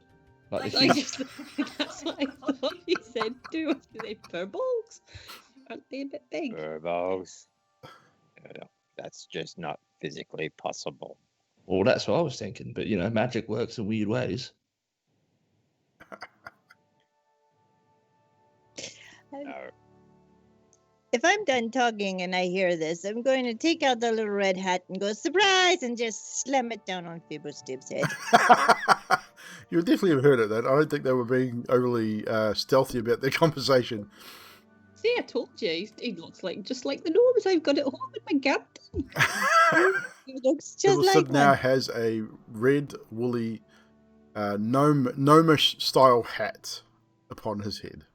Do you have a fishing pole in that bag there, Fibblestib? Oh, you are warm. I take the hat, I throw it up in the air and cast firebolt at it. That Feeble. I'm not even going to get you to roll for that. I think that's fucking brilliant. So, yeah. The hat goes up into the air, firebolt is cast, and poof, it is incinerated in a flash of blue and yellow flame. You could have hit the ravens. I'm not speaking to you now. That cost me a lot of money. You owe me. It cost you nothing. I was in the bloody room with you. You don't know how much it costs. You're in the back looking around at things. Right. I'd like to cast Minor Illusion to do the same hat back on Fibblestib. You cast it, has it got a vocal somatic? Vocal component? Yes, and a bit of fleece, so... So, do you cast it in Goblin or Common? Yeah, cast it in Goblin and chuck up a bit of fleece, which turns into the... So Adok spits something in a language that you don't understand, and unless you speak Goblin, of course. And Fibblesib probably doesn't notice it at this point, but Zadriel, you do, definitely. And the hat is reappeared back on his head. I say nothing. I just giggled quietly to myself. Does Skathis do anything? Because he's standing there quietly during this whole thing. He's shaking his head. So with that, you all rejoin Karnos, who is sitting at a table sharpening his axe as you enter. And you are now back at the Blue Water Inn. Ismark didn't say anything during this whole exchange. He'd sort of made his way upstairs to his sister's room. When he gets there, he finds Emilia sitting there keeping Irina comfort and company. He thanks you and asks if you would excuse him while he talks to his sister. Emilia curtsies and sort of bows and leaves the room and heads back down to the others down the water. In the bar area. Cool. So after maybe half hour or so, they join you, but they both join you in the inn. And Ismark says, if you will excuse us, I'm going to take Irina to the St. Andrew's Church to visit Father Petrovich. You do not have to accompany us if you do not wish. If someone wants to, that is up to you. But I think we'll be okay by ourselves if you wish to relax and prepare yourselves for tomorrow. And I will come and I'll meet you here in the morning if you want. He sort of waits 30 seconds for a reply before he turns to start to leave. We'll see you later. Go with care. Actually, if you don't mind, I might have to come with you.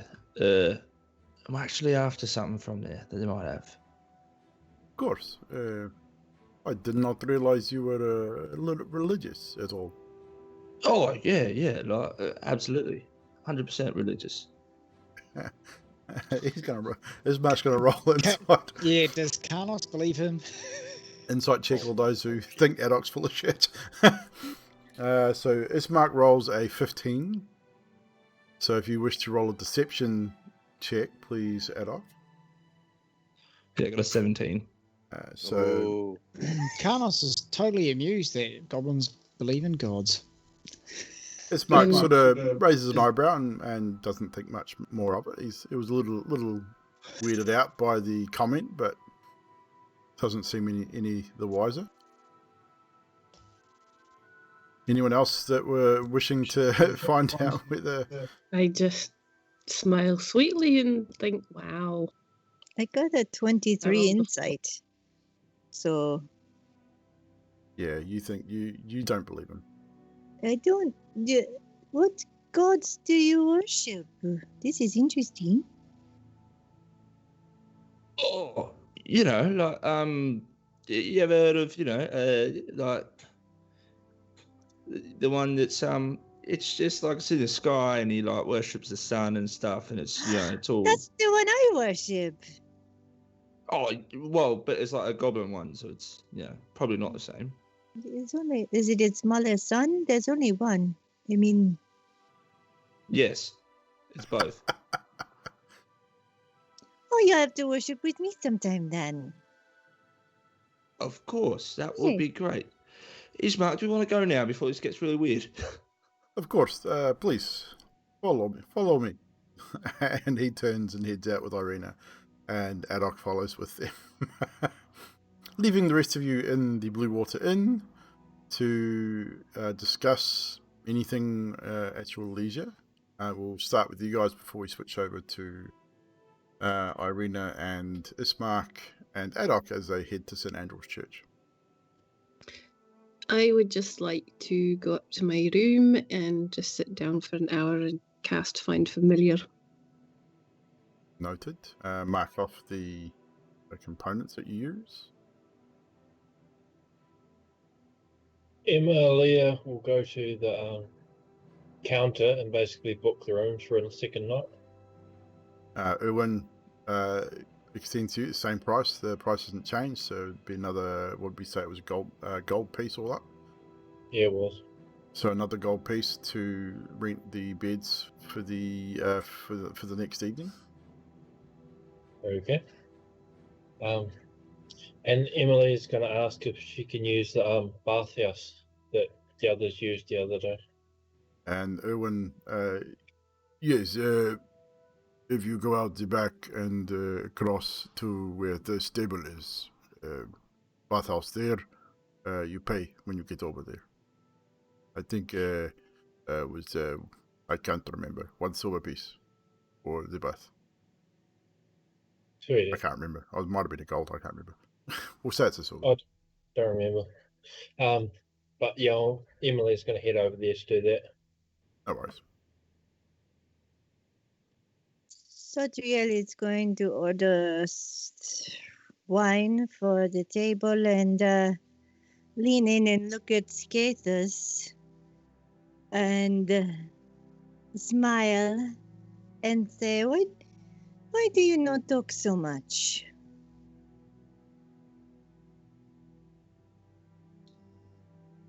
And mark off a gold piece for the wine as well. My words hurt people. Oh, is it like brimstone and sulfur come out, or you just curse a lot?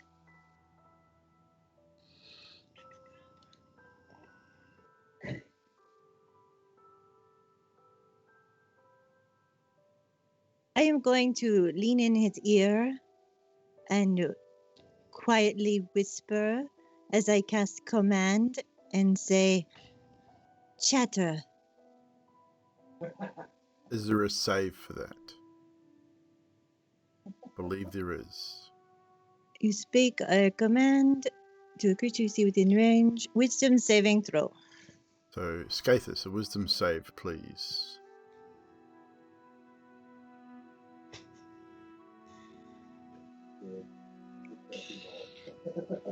With that, she said chatter, so What was the save? 5. That is definitely a failure. So, with the command chatter being presented to you, you now have the uncontrollable urge just to start talking. You pretty much how long does the spell last? A minute? It says 1 round. So it'll be till the end of your next turn. So it'll be roughly 6 seconds. It's basically a turn. So So it's 1 round's a minute, isn't it? Generally. In my native tongue, infernal, I cast charm person. Interesting. I speak infernal, so I know what he's saying when he casts it. Do you know the charm person spell though? No, I don't. But is that a save? There will be a save, but you will not understand what he's trying to do. But you understand that he is not talking. He is casting a spell though. So what's the save on charm person? Wisdom 11. So a wisdom save from Sadriel. I think a round is like 6 seconds, though, isn't it, Baz? 19 plus 3, that is 22. So she makes the save. So your command the command is probably now dissipated because you've now gone back and forth. But do I know he charmed me? Yeah, you do. You do know he attempted to charm you. And I'm pretty sure that he would know that you cast command on him too. Once it finishes. I told you, my words hurt people. You are quite charming. You're trying to do what? What are you trying to do? Example.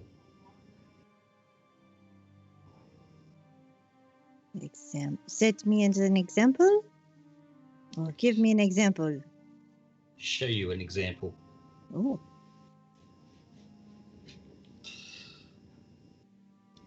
I won't do the next one. That's painful. If you wish to show an example, it's up to you. It's Come on. painful. I am a big girl. Try me out. In Infernal again. Vicious mockery. Ooh. What's the save for that? Wisdom 11. And what do you say?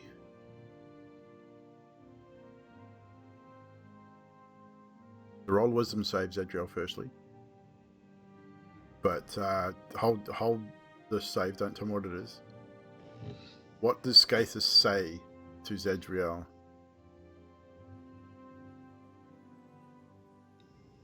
It can Your be a son- word, a phrase, Your sun god lies to you.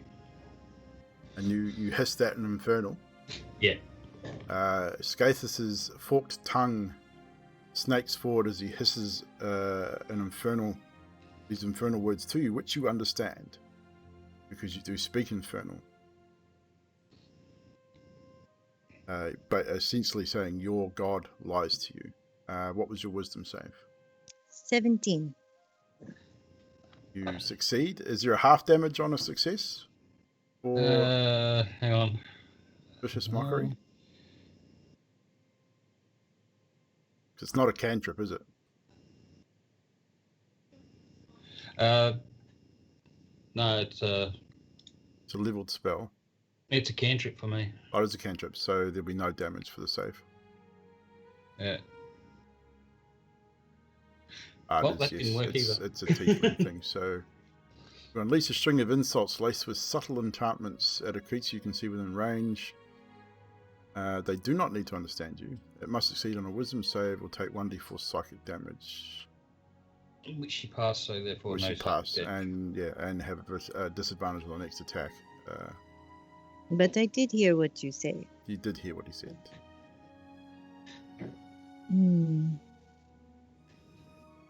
All right. I don't think we are going to get along so well, are we? I just prefer not to speak. Ah. All right, take it away, Carnos. I am going to my room. Sorry, what do you want me to take away? I was sharpening my axe. I wasn't listening. Oh, I warmed up his mouth so you can talk to him. Are you what? Yeah. Go for it.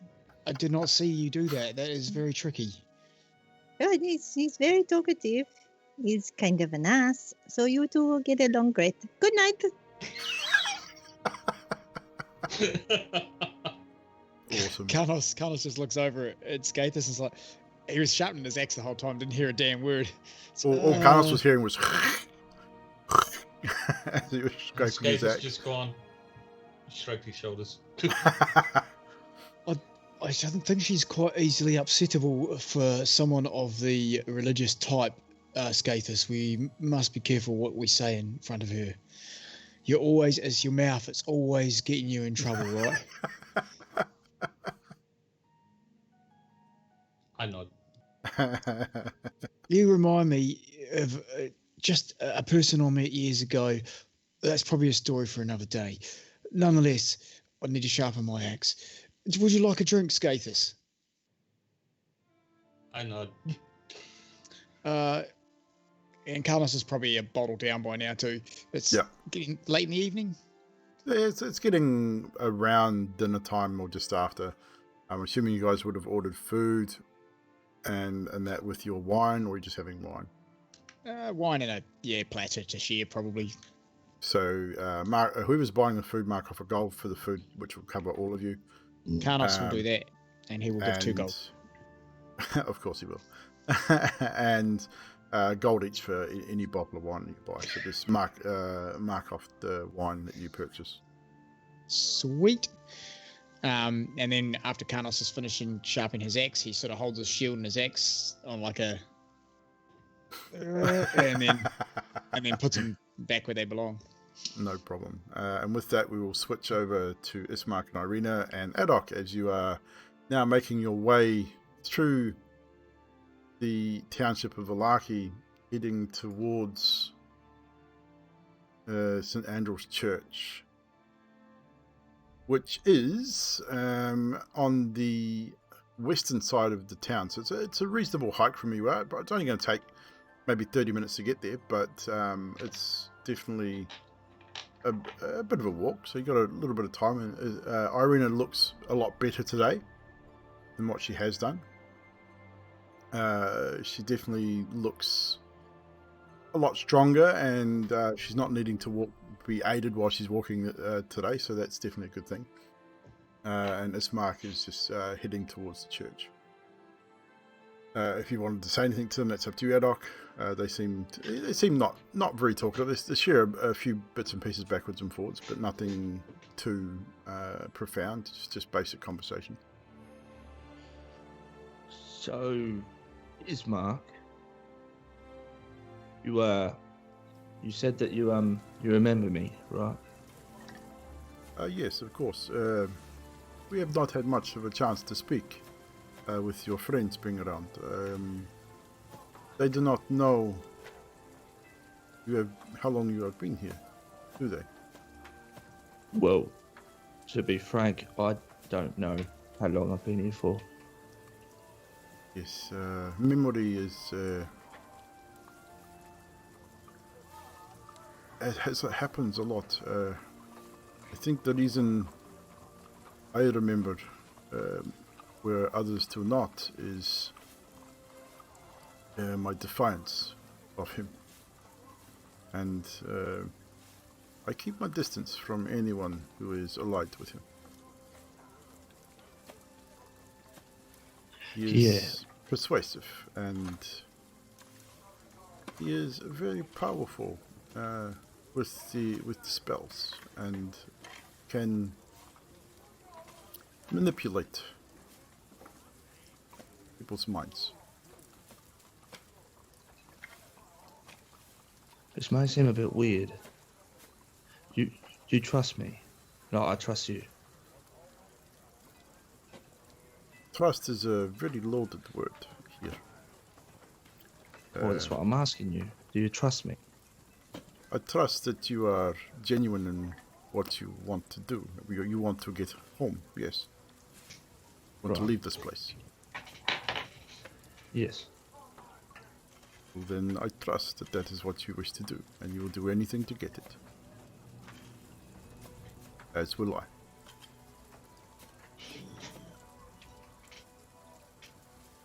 Fair enough. And with that, yeah, Adam wouldn't say much. You have met him, haven't you? I can see it in your eyes. Yeah. What makes you think that? That's, I don't know. Maybe. Who knows? He leaves his mark on all he has touched, in one shape or another. You have that look in your eye when you have been confronted with his beauty and his power. He is, for those that have not seen the darker side of him, he is a beautiful man, a gentle man. But believe me, do not cross him, do not get on the wrong side of him. You will not survive. Your friends, if they are indeed your friends, keep them close. Do not let anyone stray. Do not let anyone be alone for long, especially at night. That is when he is at his most powerful. I'll keep that in mind. Yeah, I'll just, well, if you know, we might as well then ask you, are you sure that he's as bad as you say? What if he came to you and he offered you a way to give you everything that you wanted? Would you take it? He has done this with me several times. He has tried to offer me immortality, to live forever. Why would I want to live forever and watch all my friends and my family die? He has offered me wealth and riches. What need have I of riches in this place? You can see what I see, of course. Where are the rich people here? Baron sits in his mansion, terrified of Strahd. Plans his festivals, tortures his people. Wealth has no place here. He has used threats. I am not easily threatened. But then he attacks my sister. This is why I will fight back. She is all I have left. And he wants her for himself. If it was just mere food or a way to get at me, he would have killed her. To do what he is doing, there's a darker purpose. Has to be. I will find out what. And I will deal with it. If it means my death, then so be it. At least I will escape this place. In some semblance. Maybe. Who knows? I've already lost a lot of people, from what I can remember. So I don't plan on losing you, alright? I do not plan on being reckless. You don't misunderstand my words for stupidity. I am a capable fighter. Human. Yeah, as you say, humans can be silly. But, how you say, I'm not stupid man. I plan, I think, before I act. I do not jump in and just attack unless it's necessary. Like tomorrow when we go to Windmill. If there's anything there, we talk first. Try find out if there is a way around violence. Because in this place, violence everywhere. That's true. That's very true. I worry about some other people in the party. That one with the limp, Karnos, is a little bit... He's got a stigma in his head about being a hero. But you know and I know that heroes here just don't exist. There are different types of heroes. Some foolish, some rush in. They don't stay heroes long. They become martyrs. If that is what your friend is after, to become a martyr, then no, he will not last long here. But if he is a true hero, he will rise to the occasion, as all of you will. Heroism and bravery are from within, and for a human who obviously, and you are not human, you are goblin after all. Do not humans despise goblins in your world? Yeah, they do. So, what I have seen in this short time that I have traveled with you, this human has offered you food and drink. Little offhanded, but I do not see hate in his eyes. That's not what I'm worried about. I'm just worried about him just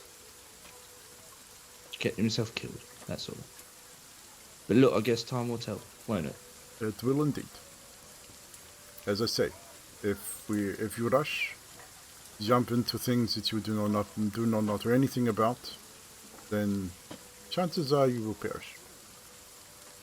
If you wait, plan, talk things through, then maybe you live. Maybe not. We all have to die sometimes. Do we not? Well, I mean, you know, there's ways around that as well. Ah, yes, but not here. You do not want to die here. Well, actually, if you die here, pray no one brings you back. Let's just say that. You never come back the same. All right. Right, Thank you, Scott. it's raining. We should hurry. The rain is starting to get heavier.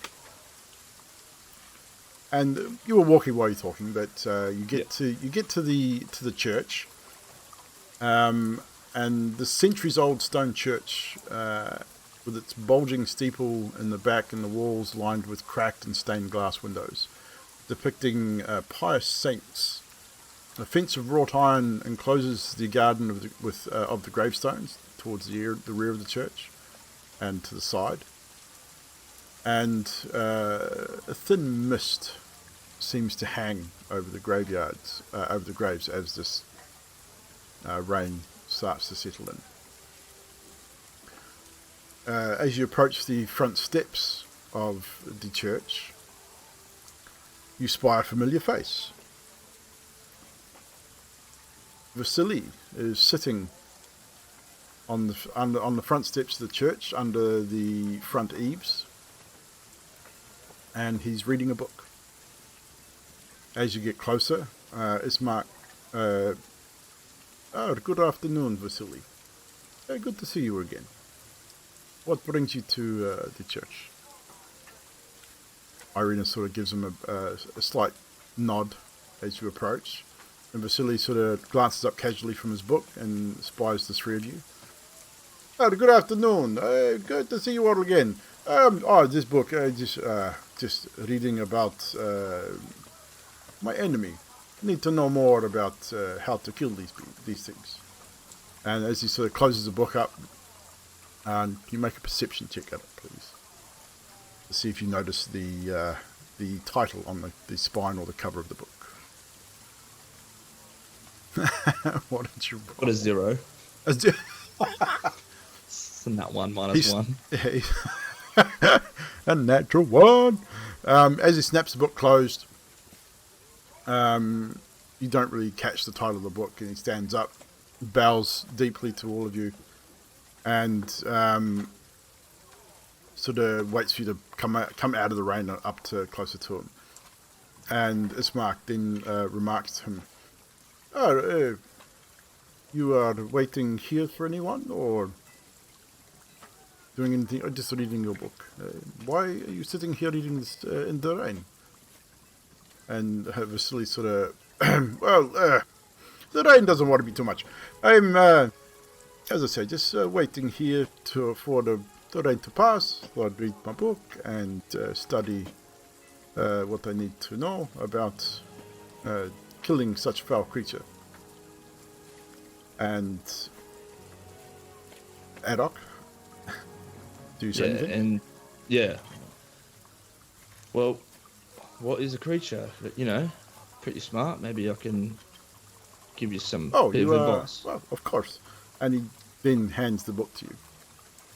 And as you look at the book is Guide to Vampire Hunting by Rudolf van Richten.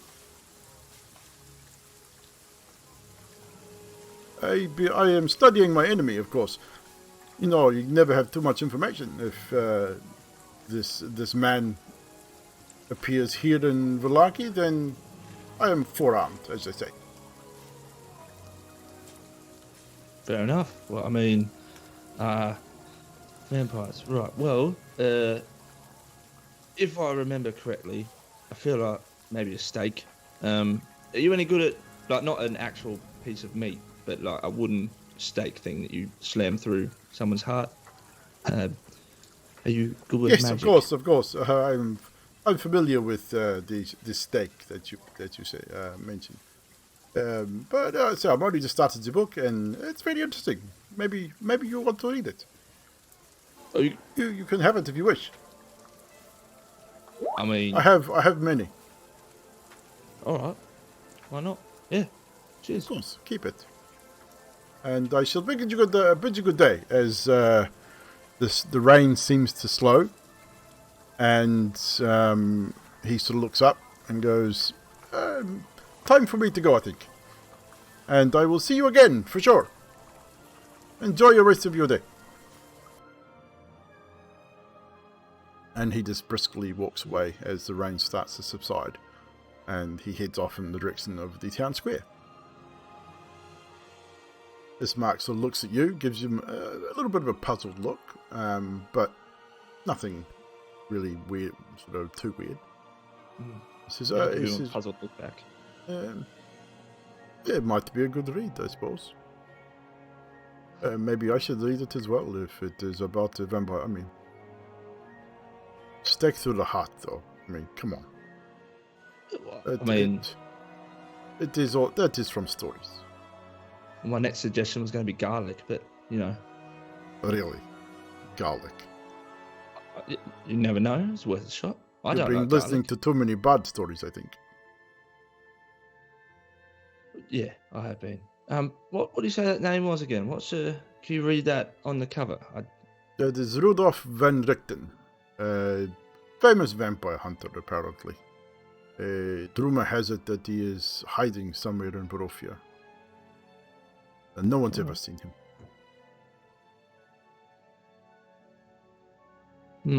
I feel like maybe somebody else might have a bit more use in this, you know. It may be a good read. Who knows? You might learn something.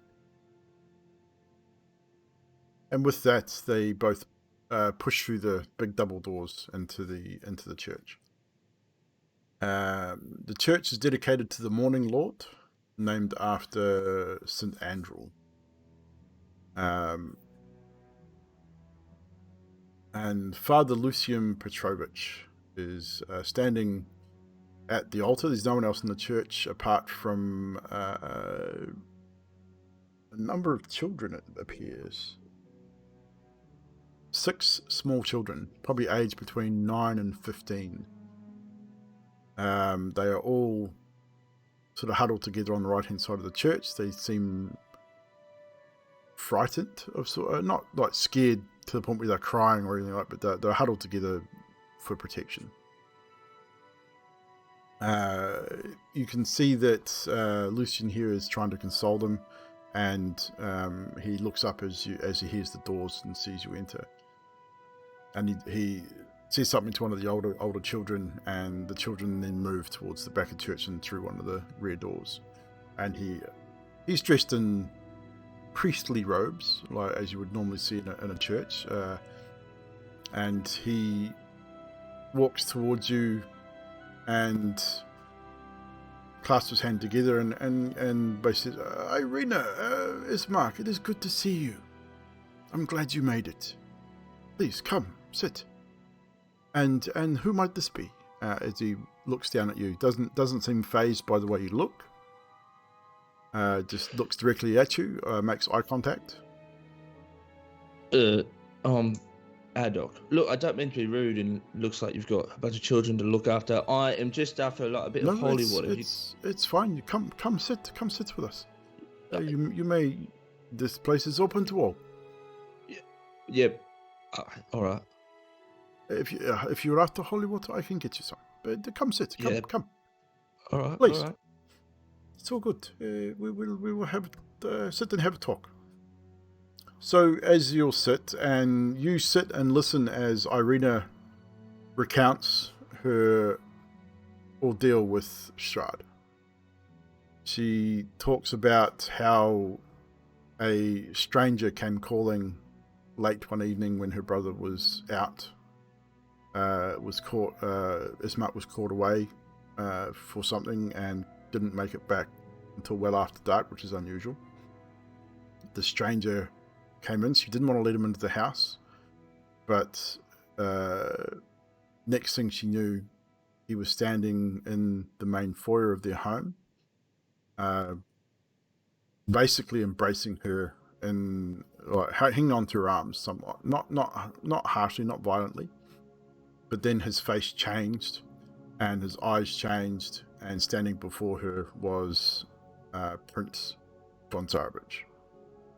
And she remembers very little after that. She remembers then waking, what seems like several hours later, throbbing pain in her neck when she discovered the first of multiple bite wounds.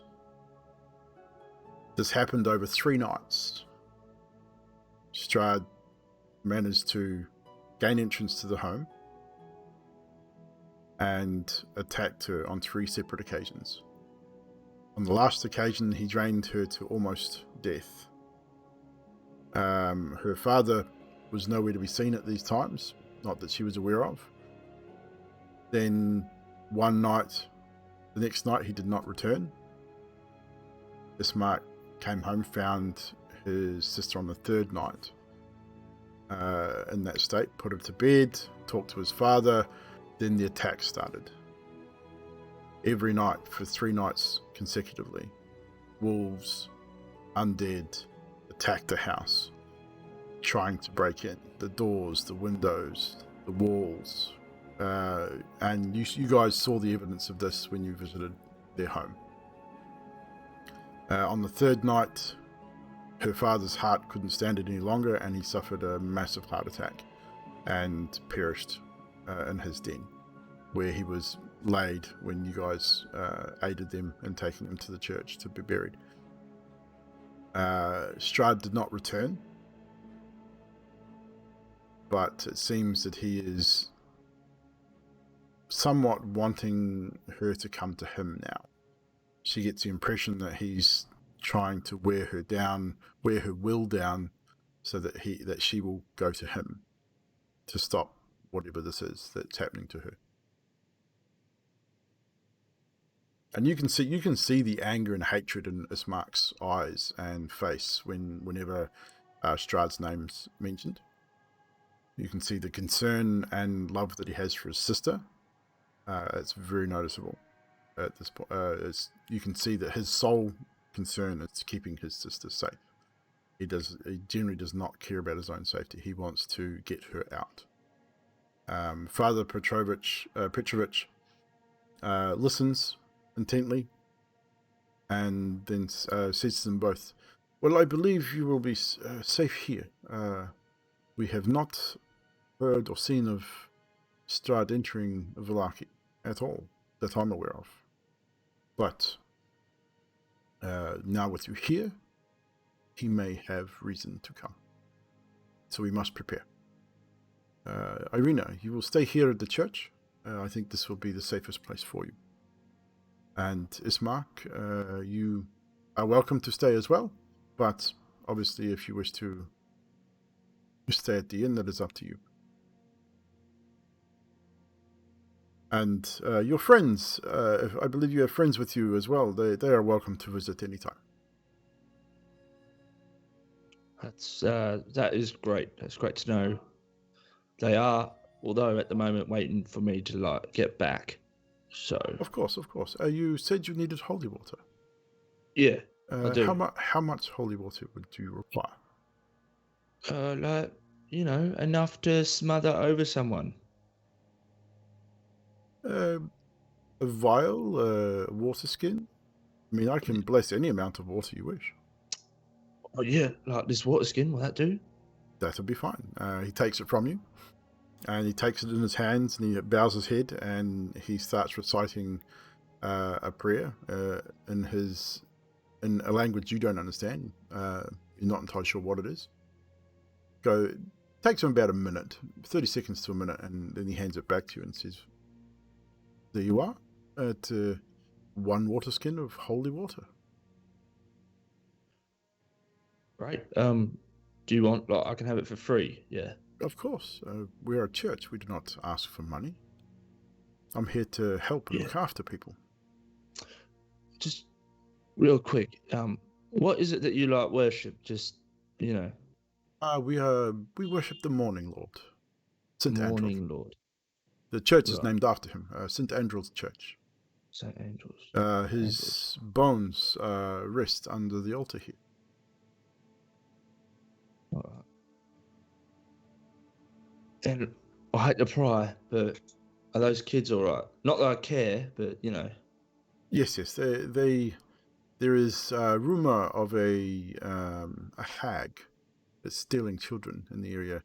The rumors have been around for some time, but So they hide here to, obviously, if a hag gets into the town, she cannot. I don't believe she can set foot on these grounds. That is One concerning, would to say the hope. least. Is it definitely? I mean, we have had a few children go missing in the past few months. Never to be seen again, unfortunately. So they are concerned. All right, so I'm like free to go. Yeah, Oh, of course, you were never bound to stay here in the first place. great. Well, I will be sure to pass on that information that they're welcome. And morning, Lord St. Andrews, is there like a prayer or something? Because I may have said something else about this. No, of course, it's just a morning Lord's blessing upon you. That would probably suffice. Great, fantastic. Thank you so much. Whatever your name is, can't remember it. Lucian Petrovich, or Father Lucian will do. Father, yeah, great, fantastic. Good evening to you, young sir. He's overly polite, like he's really... It's almost like he's pushing the politeness, like he has to. It's not like he doesn't like anyone. It's just he's doing his job. Like he's definitely a priest's priest. He's wants to make everyone feel safe and welcome. You leave Ismark and Irina there. Ismark sort of pulls you aside as you go and says, I will meet you in the Blue Water in the morning before we head out for the windmill, yes? Yeah, okay. All right, I will see you later. No worries. You have fun with this thing. Of course. Good evening. And you then excuse yourself and you head back to the inn. So who was going to bed and who was staying down having a few drinks once we're back at the inn? Emily is at the bathhouse.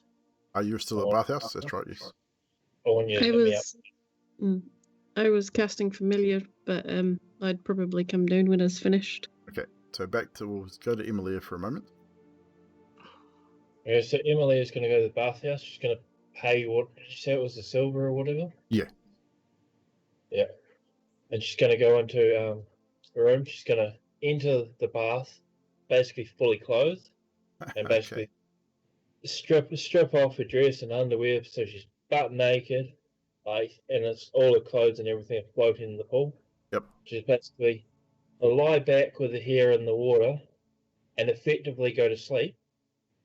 And a few seconds later, she's going to cast shape water.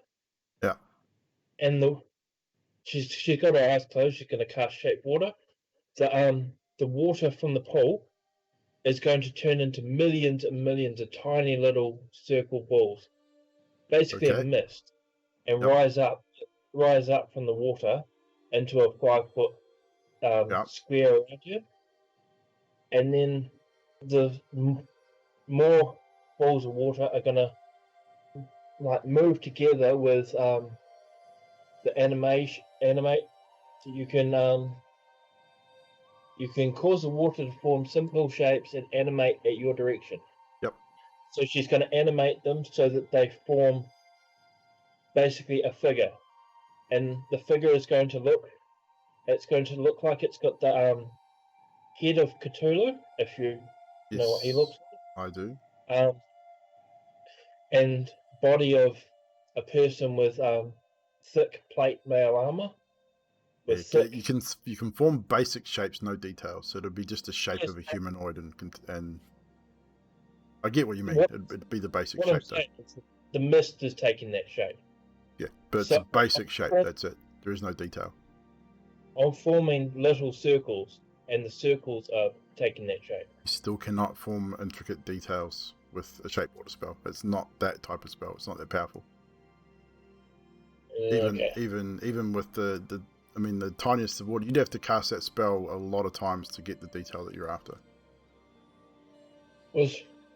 What I'm thinking is I can create as many shapes as I want within a 5-foot square. Not really. Not with a single spell. Okay. I said it's what the idea is. A cantrip is a real base level spell, so you're able to make basic shapes with a large amount of water. If you want with a 5-foot cube of water, you wouldn't be able to split that then split it into thousands of pieces, because that would require a lot of concentration and multiple casts of the shape water spell. Okay, we'll try this thing. Can I do this? Can I make one shape out of one piece of water, and then create small cup-shaped, a small cup-shaped type thing, which will basically scoop the water to shape a pattern. Basically moving left to right through it, removing the water to shape a pattern. Yeah, I'd allow that, but again, like I said, you won't be able to form a lot of detail. It's the whole idea of the cantrip is a base spell. Okay, basically it's going to end up like a very basic looking demon with a demon looking face and 2 swords. Okay. And she's basically going to open her eyes, see this, and back up against the back of the tub. Yeah. And it's going to move towards her using the animation. Yeah. And crisscross the blades across her neck. Okay. And it's going to speak, but the voice is going to come from her mouth, not from the animation. Yeah. No, I get what you mean. Yeah. So it'll move like it's talking, but the voice will come from her. And it's going to say, if you tell them the truth, they will kill you. If they kill you, I will rise and the world will burn. And it'll move to her, so it is basically forehead to forehead. Yeah. And then it will move into her and basically collapse and refill the hot tub. Okay. Duly Fill noted. the tub. Not a problem. And then all of that will just fall into the tub. And she'll suddenly sit upright and stand upright and think, shit, was that a dream? Or did that just happen? No problem. She'll look at her hands and say, I've got new scars. And she'll basically grab her clothes, put them on. She'll use shape water again to basically force all the water off her body. So it falls all into there. She's effectively dry. Yep. And she's going to return to her room. No problem. Noted. And now we return back to the inn with the rest of you. Who's still in the inn? So you got Karnos still down there, Skathis, Dejal, Fibble. No one's gone back to the bed at this point, and Adok is on his way back. So this would have happened during the time you were away. So Emily, are you going to go straight to your bed? You're not going to go inside? She's going to go straight to the bed, straight up to the 2-bedroom room. No worries. You don't even go inside. That's fine. So you retreat to your bed without any hassles, and the rest of you are still in the inn, waiting. I'm assuming probably waiting for Adok to return, or just having drinks and conversation.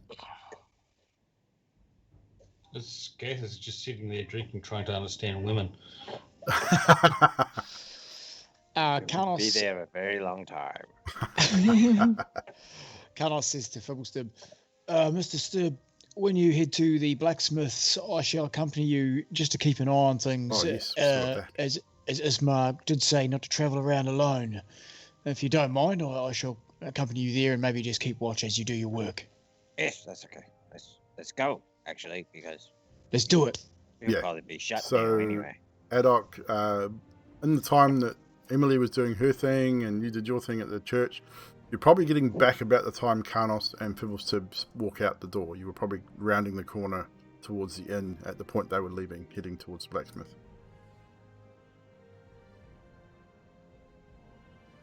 So you would see them leave the inn. Sorry about that. Tried to be as quick as I could, but conversation, kids were crying, weird sort of thing happened. What did you do? No, I didn't do anything. They looked good, but I didn't eat. I left them alone. Then why were they crying? Right. So, apparently, there's been an ag running around snatching kids. Kid you not. An ag. What's an ag? Yeah, An ag? what's an ag? Yeah. No, like hag. Like, Oh, it's got a a- hag. yeah, an ag. Hag. Yeah, that's what I I said. mean, I think, I mean, I sort of got it, I suppose. An ag, yeah. Yeah. So, You know. I do have to say though, just be careful. Ismark is pretty serious about the fact that no one should be left alone. So, yeah, like just don't let anyone be left alone, especially at night time. Is it night time now? It's getting close to sunset. Probably another hour before sunset. Adok, did you just walk back on your own? I mean, yeah. Well, yes, I did. You should probably have taken someone with you. Maybe it would have been a little safer. Yeah, I didn't think about that at the time. But from now on, Yeah. So Mr. Stibb and I were just heading to the blacksmith's area. Are you planning on going inside, or are you coming with us? well, that's all right. You Mr. Stibb, you're gonna craft something with that musket of yours, aren't you? I tell you Right, what, that Mr. sounds like a bit of fun. Burns. I'm intrigued. Although I do have a theory. If he is still there, you're gonna have to let me come around the back. He may not be as friendly with me if I see him again. What did you do? A little bit of, may have twisted his mind a little bit, but nothing too serious. You know, that's a crutch, right?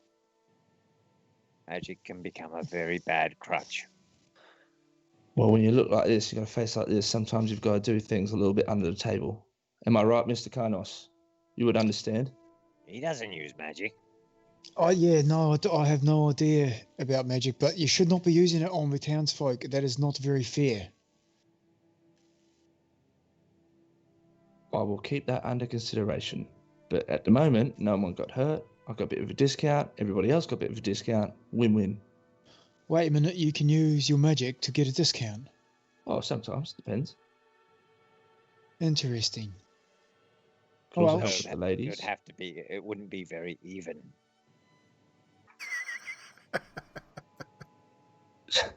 As long as they did a discount in multiples of 2, Mr. Stibb. Well, yeah. Okay. And with that, you head off towards the blacksmith. You find it reasonably enough. You've been shown the way. You make it through the small streets, and you find the blacksmith. The forge is still hot.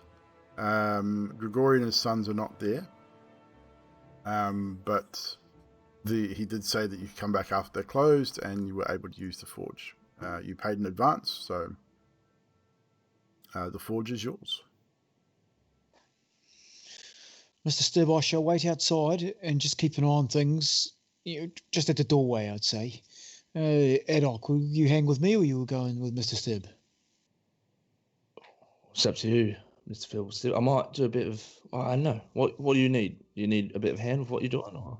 Well, if you want to work the bellows to keep the forge hot, that would be handy. Being small, not really set up like my place. My place all automatic, hammer, very easy. Oh, is there something you would like me to do instead of guarding the door? No, guarding door, probably a good idea too.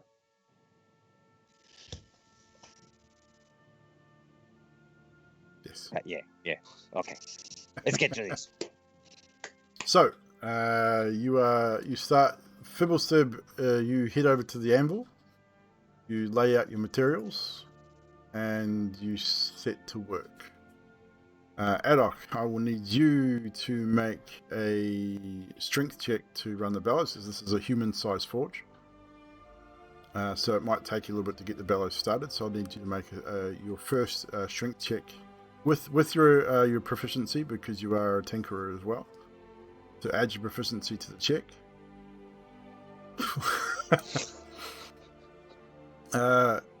4 for the strength check. So it takes you about 20 minutes to you jump up and you grab this thing and you're swinging on it. You wait, it's not quite enough, so you find it still, you drag it over, and you spend about 20 minutes trying to get this bellows. The forge is reasonably hot at the moment, but it takes you a little while. You do manage to get it going, but it takes a fair effort to get this bellows going and some form of rhythm to get the coals hot enough for what Fibblestip wants to do.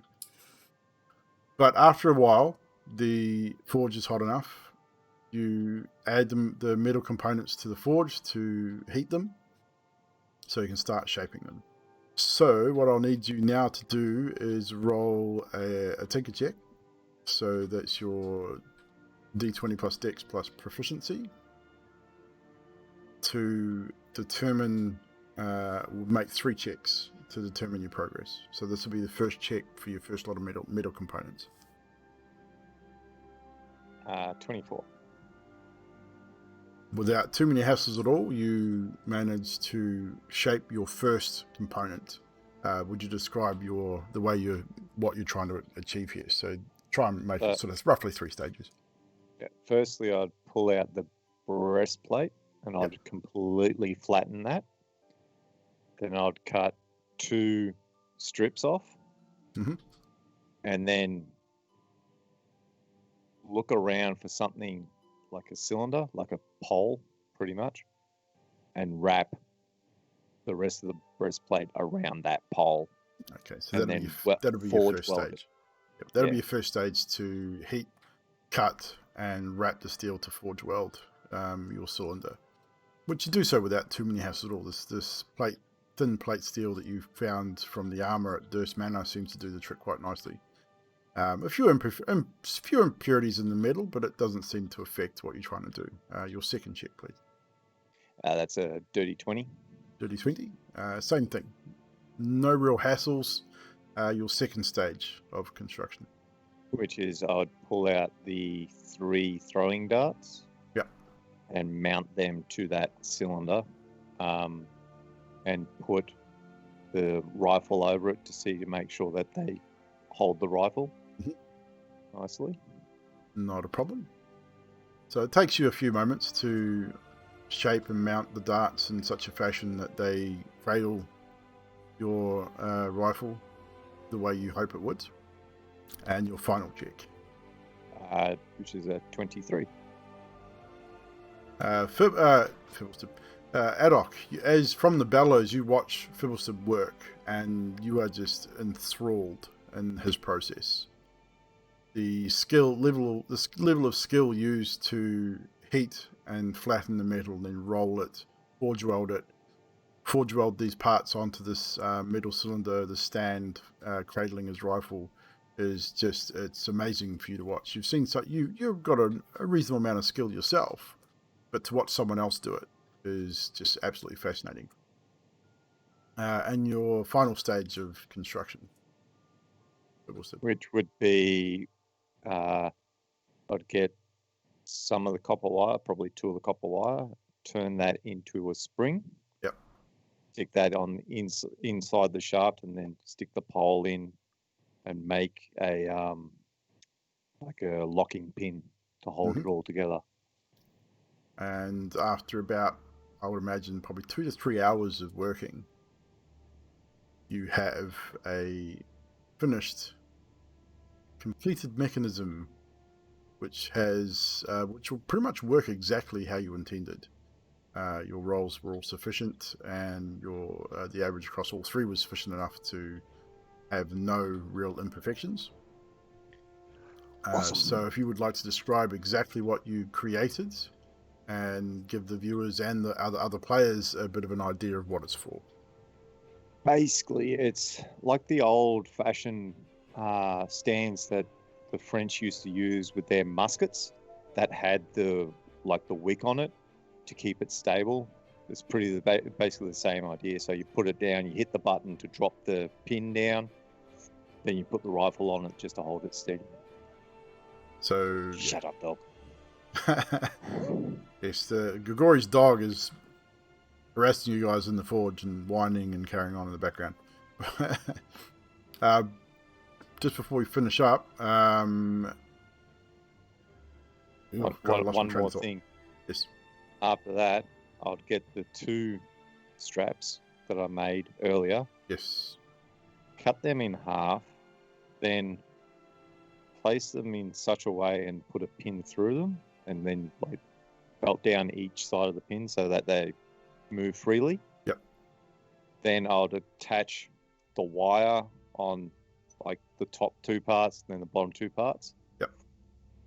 And then, once that's all working, go, that will work. And take that to Karnos and go, here, for your knee. So since he's made a knee brace. Carlos was like, oh, that's bloody wonderful. He doesn't have the heart to tell him that it's not his knee.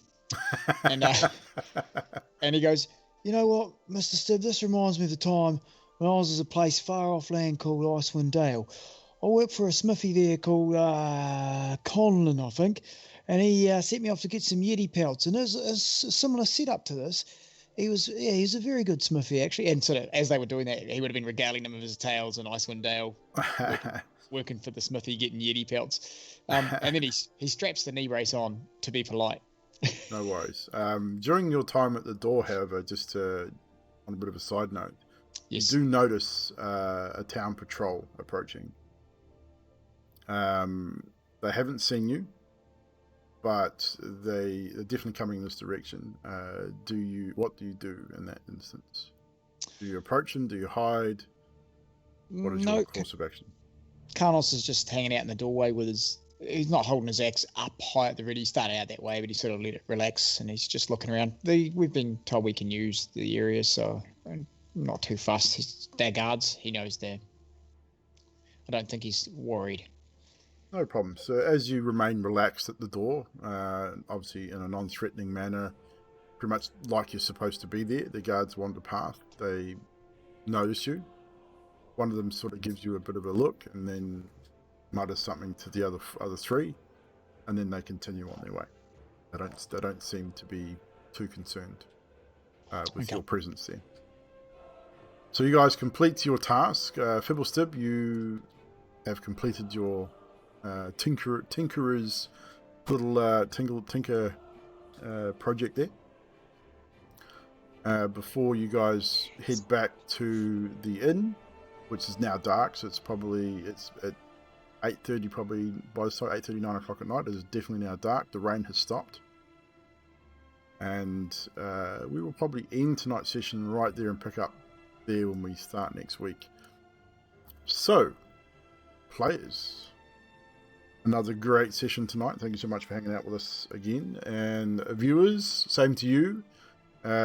Thank you everybody for hanging out tonight, and the raid from Torpid Network, the follow Sunset's Brew, Sir of Potatoes, Goblin Town, Sui Intu, I think that's your name, or Sui Gwentu, I can't pronounce that, sorry. Anyway, whoever you are, thank you very much. And the Dr. Crazy Slayer, that's a cool name, by the way. So thank you guys for the follows, really appreciate it. We have hit 3,300 followers tonight, guys, so that is freaking awesome. And we've surpassed 23,000 live views in the last 2 sessions as well. So thank you to everybody for stopping by, even briefly to hang out with us. It all helps. Silverion hanging out in the chat as well. Hey Silv, how you doing, buddy? Appreciate it very much. Obviously Magic the Gamer hanging out there as usual, lurking in the background. So obviously this particular campaign we don't do XP because it's all milestone based, and you have not reached your next milestone as yet. So no level ups this evening, but Fibblestib, well done on the tinker checks and crafting your rifle stand. Roleplay again, phenomenal from everybody, and we'll just go quickly around the players before we finish up and get some moments from everyone. I'm not using any particular order anyway. I'm just going to go around in a random order around Zadriel, A moment from you, please. Whether it's a moment for you or for another character. I like Karnat's checking the patterns of the guards when he threw the coins. That was very clever. Was very That's clever. mine. That's your moment. Mirabelle, aka Nutty Tart, a moment from you from tonight's session. I have to say the toy store and the total what the actual fuck look on Fibblestib's face as you're going through all the toys. Yes, that was pretty cool. Adok, aka Cameron. Yeah, I really liked Skathis finally talking and then using his infernal tongue and saying the reason why he doesn't talk is his words cut people. So that was a cool moment as well. I also really liked Karnos with the use of the coins. That was a really cool thing to do. I thought that was really well done and very intelligent of him. Yeah. Nice. Oh, and there was also another moment too. Sorry, Go for it. Zadriel and the hat. I love that. Like asking the hat. I'm not sure what the bear's for, but I love like just that interaction. Just out of curiosity, how long did minor illusion last for? I think it lasts for a minute. Okay, so it was gone after a while, but yeah. When Fibblestib made it in, you would all notice the red hat on his head for a minute, just for future reference. Skathis, aka Trashman. Zadriel and Fibblestib, the arguments. Gotta love the arguments. Like an old married couple, some would say. Funny that. And Robert, aka Emilia. Yeah, it was that the Fibblestib thing with the hat and he just fire blasted it out of the sky. That was crack up. And the fact in the Toy Story, the Toy Store thing, the fact that it's actually in the campaign rather than just shit that you've made up, that was crack up. Yeah, I mean that I read those creepy toys were read directly out of the module. Just so everyone's aware, they were in the module. It wasn't stuff that I'd put in there just for flavour. That just makes it so much worse. And lastly, but not leastly, of course, Baz, aka Karnos. Unmute myself, that would help. That certainly does. Yeah, just a couple of moments there. The first one for me was Mirabelle. I think it was to Blinky, where she says, "You're really big," and he says, "You're really small." But I don't think it was his name or not. I can't remember my handwriting. Blinsky is his name. Blinsky. Blinsky's Toys. Blinsky. And then, yeah, Fibblestib and something. I can't remember the conversation, but it was about coughing up furballs. But I think it was meant to be coughing up furbolgs. Yeah. Furbolgs. Yeah, definitely coughing up furbolgs. That was a crack-up conversation. But my absolute favourite is when Skated says, my words hurt, and Zadriel says, "Does Prince William Sulphur come out?" I thought that was crack-up. So. Yes, standout moments for me tonight. Again, Adok's conversation with Ismark on the way to Andrel's church was very good. Again, roleplay for Adok in this campaign has been outstanding.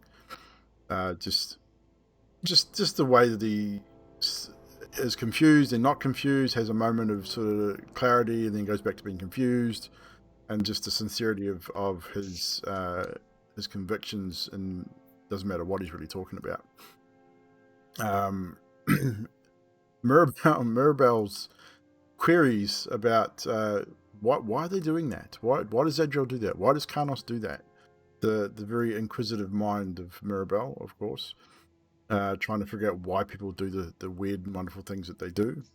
But yes, I think the probably standout moment was Karnos and the coins, trying to determine maybe a pattern with the guard, or how the guard or citizens would react to just a scattering of coin in the town square. A very military style tactic to determine what's sort of going on in a strange place, which I thought was kind of cool. And yes, the abusing cantrips. No one abuses. You weren't abusing the cantrips. You're a new player that doesn't really understand the limitations of a cantrip. So it's good to get through those explanations and figure out exactly what you can and can't do with specific spells. But it was, I mean, in all seriousness, the description of it was really cool. Regardless of whether you could actually achieve that or not, it was still very, very cool. Definitely a lot of thought gone into it. So well done on that. But well done, everybody, for the show tonight. Obviously, our RP bar is getting higher and higher almost every session, and that's across both campaigns.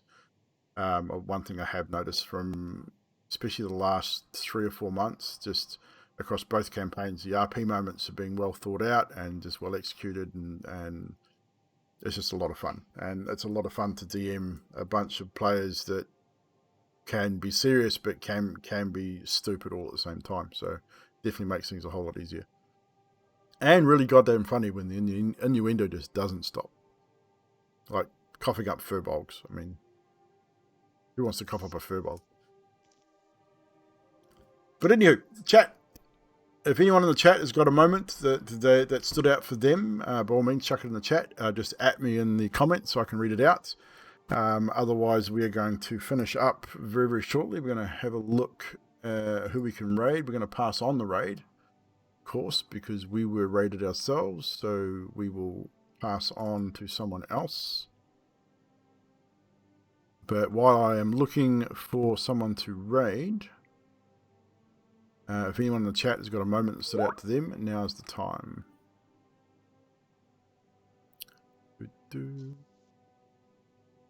See who is online. Did Baz just drink from 2 drinks? Well, ask Baz, don't ask me. It just looked like he drank from 1 drink on the left and 1 drink on the right. Maybe he did.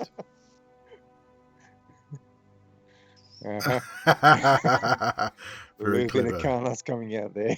Very clever. I saw Deliberate. Been doing it all night. I didn't even realise that, to be honest. I honestly didn't realise.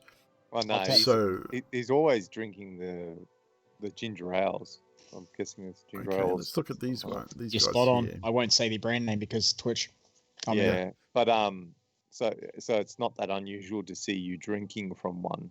It's just I've just clicked that you had one in one hand, drank, and then went from the other hand. Sorry to hear you're under the weather, Sylv. I hope you get better soon, my friend. Good to see you in the chat, bud. I generally try and lurk in your channel as much as I can. Obviously, time zones are a thing. So, we've got Raging Dolls, which in Australia... like a toy shop. Well, it does kind of. It's another Aussie streamer. Looks like they are doing... Oh, it's a Beyond Blue battle arena. So, looks like they're doing a charity thing. Beyond Blue is a charity for mental health in Australia. For those that remember, when I was back on Mixer, I was involved in a Beyond Blue charity event in which we raised, I think it was about $25,000 in the end, where I actually shaved my face live on stream. I had a goatee down to here, and I shaved it all off. And if you ever do it again, we're getting to this. Yes, Nutty wasn't overly happy about that, but it was for a good cause. It was a good stream. We had about 20 or 30 streamers involved in it, and it was a lot of fun. So we're going to raid the raging rolls. Raging dolls. I don't know where I got that from. Raging rolls with an R, not a D. It's a bloody toy shop, I tell you. So with that, ladies and germs, we had no moments from the viewers, and so with that, we're going to say good evening, and we'll be back on Sunday night for the next episode of Paradigm Bold. Things are starting to heat up a little bit there. Looks like the team is getting prepared to go look for the missing head mage Thorfy at some point, so that may be the next course of action. But until then, we'll have an hourly dad joke. Why do ducks make great detectives? They always crack the case. Oh, come on, that wasn't that bad. Maybe that's what roasted chicken needs to be. It needs to be a duck. You need to be a duck so you can crack the case over there on LA Noir. Uh, All right, guys, that is it from us. We will see you again on Sunday night. I will be putting in the occasional gaming stream. I was going to do it Tuesday. I wasn't feeling very well, so I decided to give it a miss. But we will put some gaming streams in at some point, so keep an eye out for those in the Discord, on the Twitter. I will be announcing them. But until then, we will see you on Sunday. Goodbye.